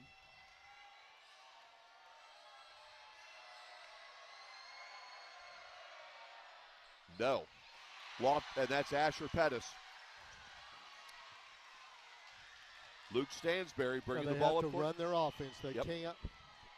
No, boy. Oh, boy. Wow. Steve, you got to say the word. The pass that shouldn't have been made. Yep, you got to say it. Oh. 57. Cannot make a cross-court pass. No. When you have a team that's jumping into the passing lanes anyway. Especially someone with the wingspan of Isaiah Andrews, who converted that steal into a bucket. And with 1:37 to go and we're in a timeout, the Raiders of Warren East lead Greenwood 57-56. Again, we'll try to find that out, who the technical – they didn't – I don't think they gave a number on They the didn't. technical, Steve. They didn't. But Asher, That was two yep. technical fouls on Warren East Yeah. this game. Yep. One at the beginning and one at the end. Tell you what, Steve, this has been a fun night of basketball. I'm having a blast.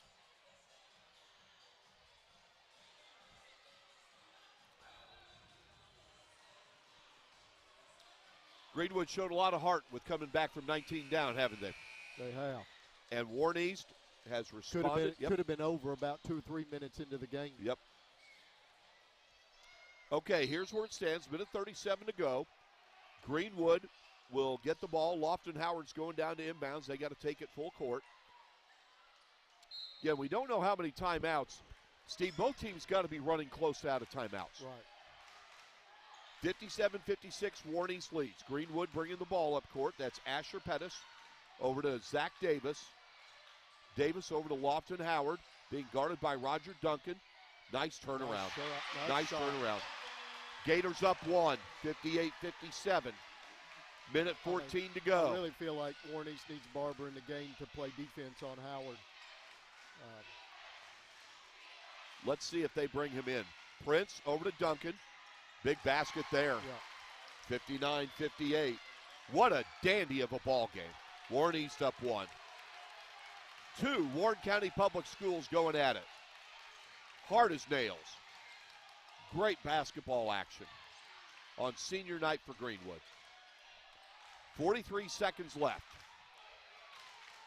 That is Nick Simpson with the ball over to Lofton Howard. They may hold it here. I don't know. Boy, Howard wants to shoot. Good move. Yep. He feels he can take Duncan, Steve. Yeah, that's what I'm saying. They need Barber back in the game. 60 Kick him back, Duncan down. Greenwood up 1, 20 seconds left. Coach Benj wants him to run the offense. Isaiah Andrews being guarded by Pettis. Bring a double team. Yep. Bratcher over to Andrews. They get a timeout. We'll keep it right here. 11 seconds left. Greenwood to up 1. Okay, Steve, you know that Warren East wants Andrews to take the final shot. They're double teaming him. They're double teaming him. And let's see, here comes there you go. Barber's coming in. What a great environment tonight, Steve. I mean, so here's one thing, Steve. If Warren East misses, they only have 4 fouls. Right, they can foul. Yeah. Or if they get the lead, they've got a couple of fouls to give. So Warren East will inbound the ball. They'll probably get it to take it out from on the side at half court. Warren East has Caleb Prince, Brendan Bratcher, Jari Barber has checked in. So is Caden Merle, Steve. Are they not going to bring anybody back to or are they going to run Bratcher all the way back? Yep. Wow, good defense by Zach Davis. Nick Simpson's in the game. Luke Stansberry, Asher Pettis, and Lofton Howard. 0.6 of a second went off there. Still Warren East ball. They get it over to Prince. Here we go. Prince against Nick Simpson. Drive. They get a travel. Oh, they call it travel. Oh, wow. They call it travel. Travel. So now, Steve, here's the problem. 6.8 seconds left, and Greenwood's not in the bonus. I think Greenwood, we'll keep it right here, they've got to foul twice. Right. 3 times, actually. But Greenwood's got to get the ball in bounds, too. They do. They do. So we'll keep it right here. They call it travel there with 6.8 seconds left. I'll tell you what, Steve, we'll say it again. We appreciate the job the officials do. Right. This has been a hard game to officiate. Yep. Really hard. I could see that call. I didn't see it in my eyes, but the way he went down the lane, he was a little bit out of control. I'm really shocked they didn't put the ball in Andrews' hands. Yep. Greenwood will have the ball. Now, the thing to remember for Zach Davis, who will inbound, he cannot run the baseline. No. He will be defended on the inbounds by Caden Merle. 6.8 seconds left. They inbound to Stansberry, so they'll have to inbounds again. Only 0.6 of a second come off. 6.2 seconds left. What a fantastic game this has been. So they got to foul twice more. They do. Steve, do you think Greenwood might throw the ball long here? I would not yet. Okay. Because it's got to be touched down the court. Yep. There you go again. Wow. Wow. Howard traveled. And he traveled. He traveled. Wow. Howard got the ball back, but he did shuffle his feet. Howard's just coming over to ask, did I travel? Wow, what a turn of events. Here. Yep. 3.6 seconds left, and Greenwood's going to call a timeout. Steve, we've seen this before on an inbounds play under their own basket. They will alley-oop it. I would have rather him throw long there than do that. Yeah. Yep. Credit to Warnies for good defense. It is 60-59, 3.6 seconds left. Warnies will have the ball underneath their own basket. So, Steve, they're going to – Andrews cutting the lane. I see, that. Which means there's a chance that if they've got Doyle or Bratcher in the game, they might get a good look at an outside shot. You don't need a three. But, yeah, Andrews is your most sensible option. I'm not surprised Merle – or Barber. I'm not surprised Merle is inbounding. That's who they usually inbound on a key play. And Greenwood does not want to foul. Inbounds to Andrews. Turn around. Wow! Wow! Isaiah Andrews! Wow! At the buzzer. Steve, that was sensational. Greenwood could not have played better defense. Isaiah Andrews, you just have to say, good defense, not better offense, sensational offense. What a finish to a great ball game, Steve. Yep. Wow.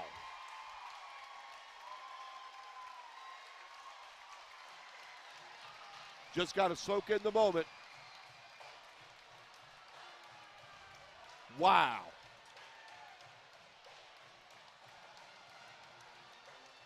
A big-time salute to both teams. And here's my plug again to a lot of colleges. Look for Isaiah Andrews. Yep. We call, I don't know how you would have gone anyplace else but to him on that play. Steve, what do you think? That shot was about 14 feet away, just inside the foul line. But he was triple teamed. Triple teamed. Again, Greenwood could not have defended it any better. Yeah. They could not have. I couldn't tell the three players that were defending him. But wow, he kept his composure, spun around. That's as good of a clutch shot as I've seen in a long time, Steve. Yeah, absolutely. Wow.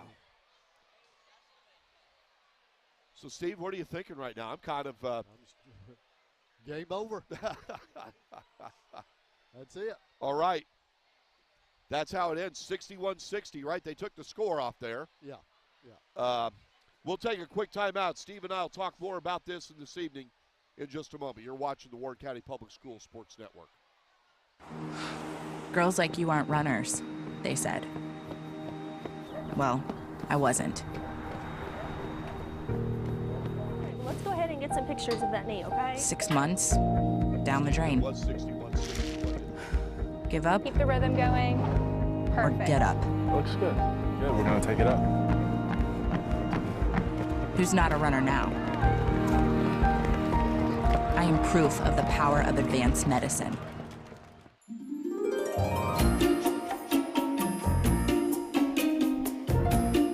Don't forget to pack 5 pairs of clean underwear. Okay, Mom.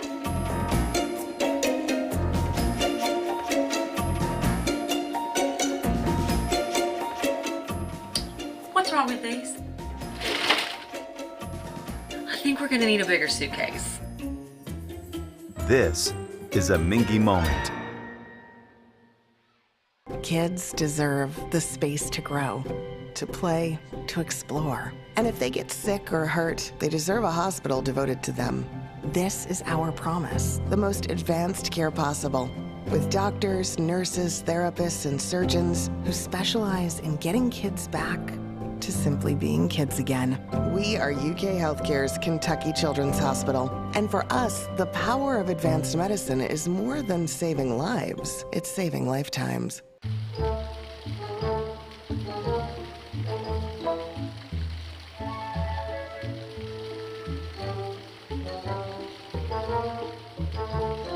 I can't. Have some Mingy.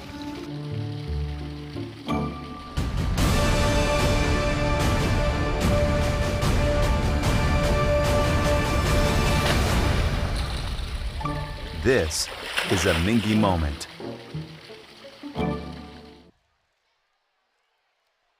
Welcome back to Greenwood High School, where we have just had the best finish to one of our games this season during the basketball season, as he was triple teamed. Warren East's Isaiah Andrews hit a turnaround jumper from about 14 feet just inside the free throw line with less than a second to go. That ended the game. Warren East wins it 61-60. Steve, wow. Great finish. Yep, great finish. I'm exhausted just being in that. Just a great finish to the great game. You know, got to give Greenwood a lot of props. Again, that game could have been over 3 or 4 minutes in, and it was a battle back and forth all the way. But, you know, we talked earlier in the game, Isaiah Andrews, he's a player. And we knew where it was going. Greenwood knew where it was going. And sometimes, you know, you can do everything you can do, and you just can't stop a great player. And obviously, Steve, one thing we do have to bring up is right before then, Greenwood had the ball, right, and the turnover, to borrow your words. They're going to be kicking themselves on that. Yeah. But credit to Warren East, they defended. They got the turnover. But honestly, I'm not sure the game should have been that close, really, when you look at it on paper. So again, there's no moral victories, but you know, it was a great game on both sides, and you know, unfortunately, somebody's got to lose. Somebody wins, somebody loses. With the win, Warren East is now 16-7. They've won 7 in a row, 10 of their last 11. Greenwood is now 7-21. That's a misleading record because this is a competitive team we've seen a lot of times. And one young man that's already dressed and out of here is Asher Pedersen. Steve, let's start with Greenwood. There's several guys I thought really stood out. Asher Pettis played really well. Lofton Howard did a lot of great things defensively. Yeah. Luke Stansbury hit a lot of good shots, those three in particular. Warren East, before we get to the star of the night, Brendan Bratcher hit some shots. But my goodness, Isaiah Andrews, that's why he's a star player. Yeah. He had a great night. We knew at some point he'd take over. He just waited a little longer than I thought he would, but when he did, he did. Steve, think about what we've seen tonight. We've had 2 senior nights. We've had a homecoming ceremony. We've seen a girls' game in which a player scored 44 points. And we've seen a boys' game in which one team came from 19 points down to take the lead. The other team responded and hit a turnaround jump shot while triple-teamed at the buzzer to win. I would say that's a full night. It's a full night, yep. Well, Steve, even though it's been a blast, I don't know about you, I'm tired. I'm tired, ready to go home. Okay. That'll do it for tonight from Greenwood. Just to recap, our girls' game, Hart County defeated Greenwood 69-62. Dia Bradley for Hart County scored 44 points. And in the boys' game, Greenwood rallied from a 19-point deficit to take the lead late. But in the end, at the buzzer, Isaiah Andrews hits a turnaround jumper while being triple-teamed, and the Raiders win it by a final of 61-60. We'll be back with you on Tuesday night from Warren East as the Lady Raiders and Raiders will host Franklin Simpson, and that will start at 6 o'clock in the evening. For Steve Sanders, I'm Mike Cleff for the Warren County Public Schools Sports Network, courtesy of Prep Spin. As always, thanks for joining us. Have a great night. Be safe. Take care. And we'll see you on Tuesday night.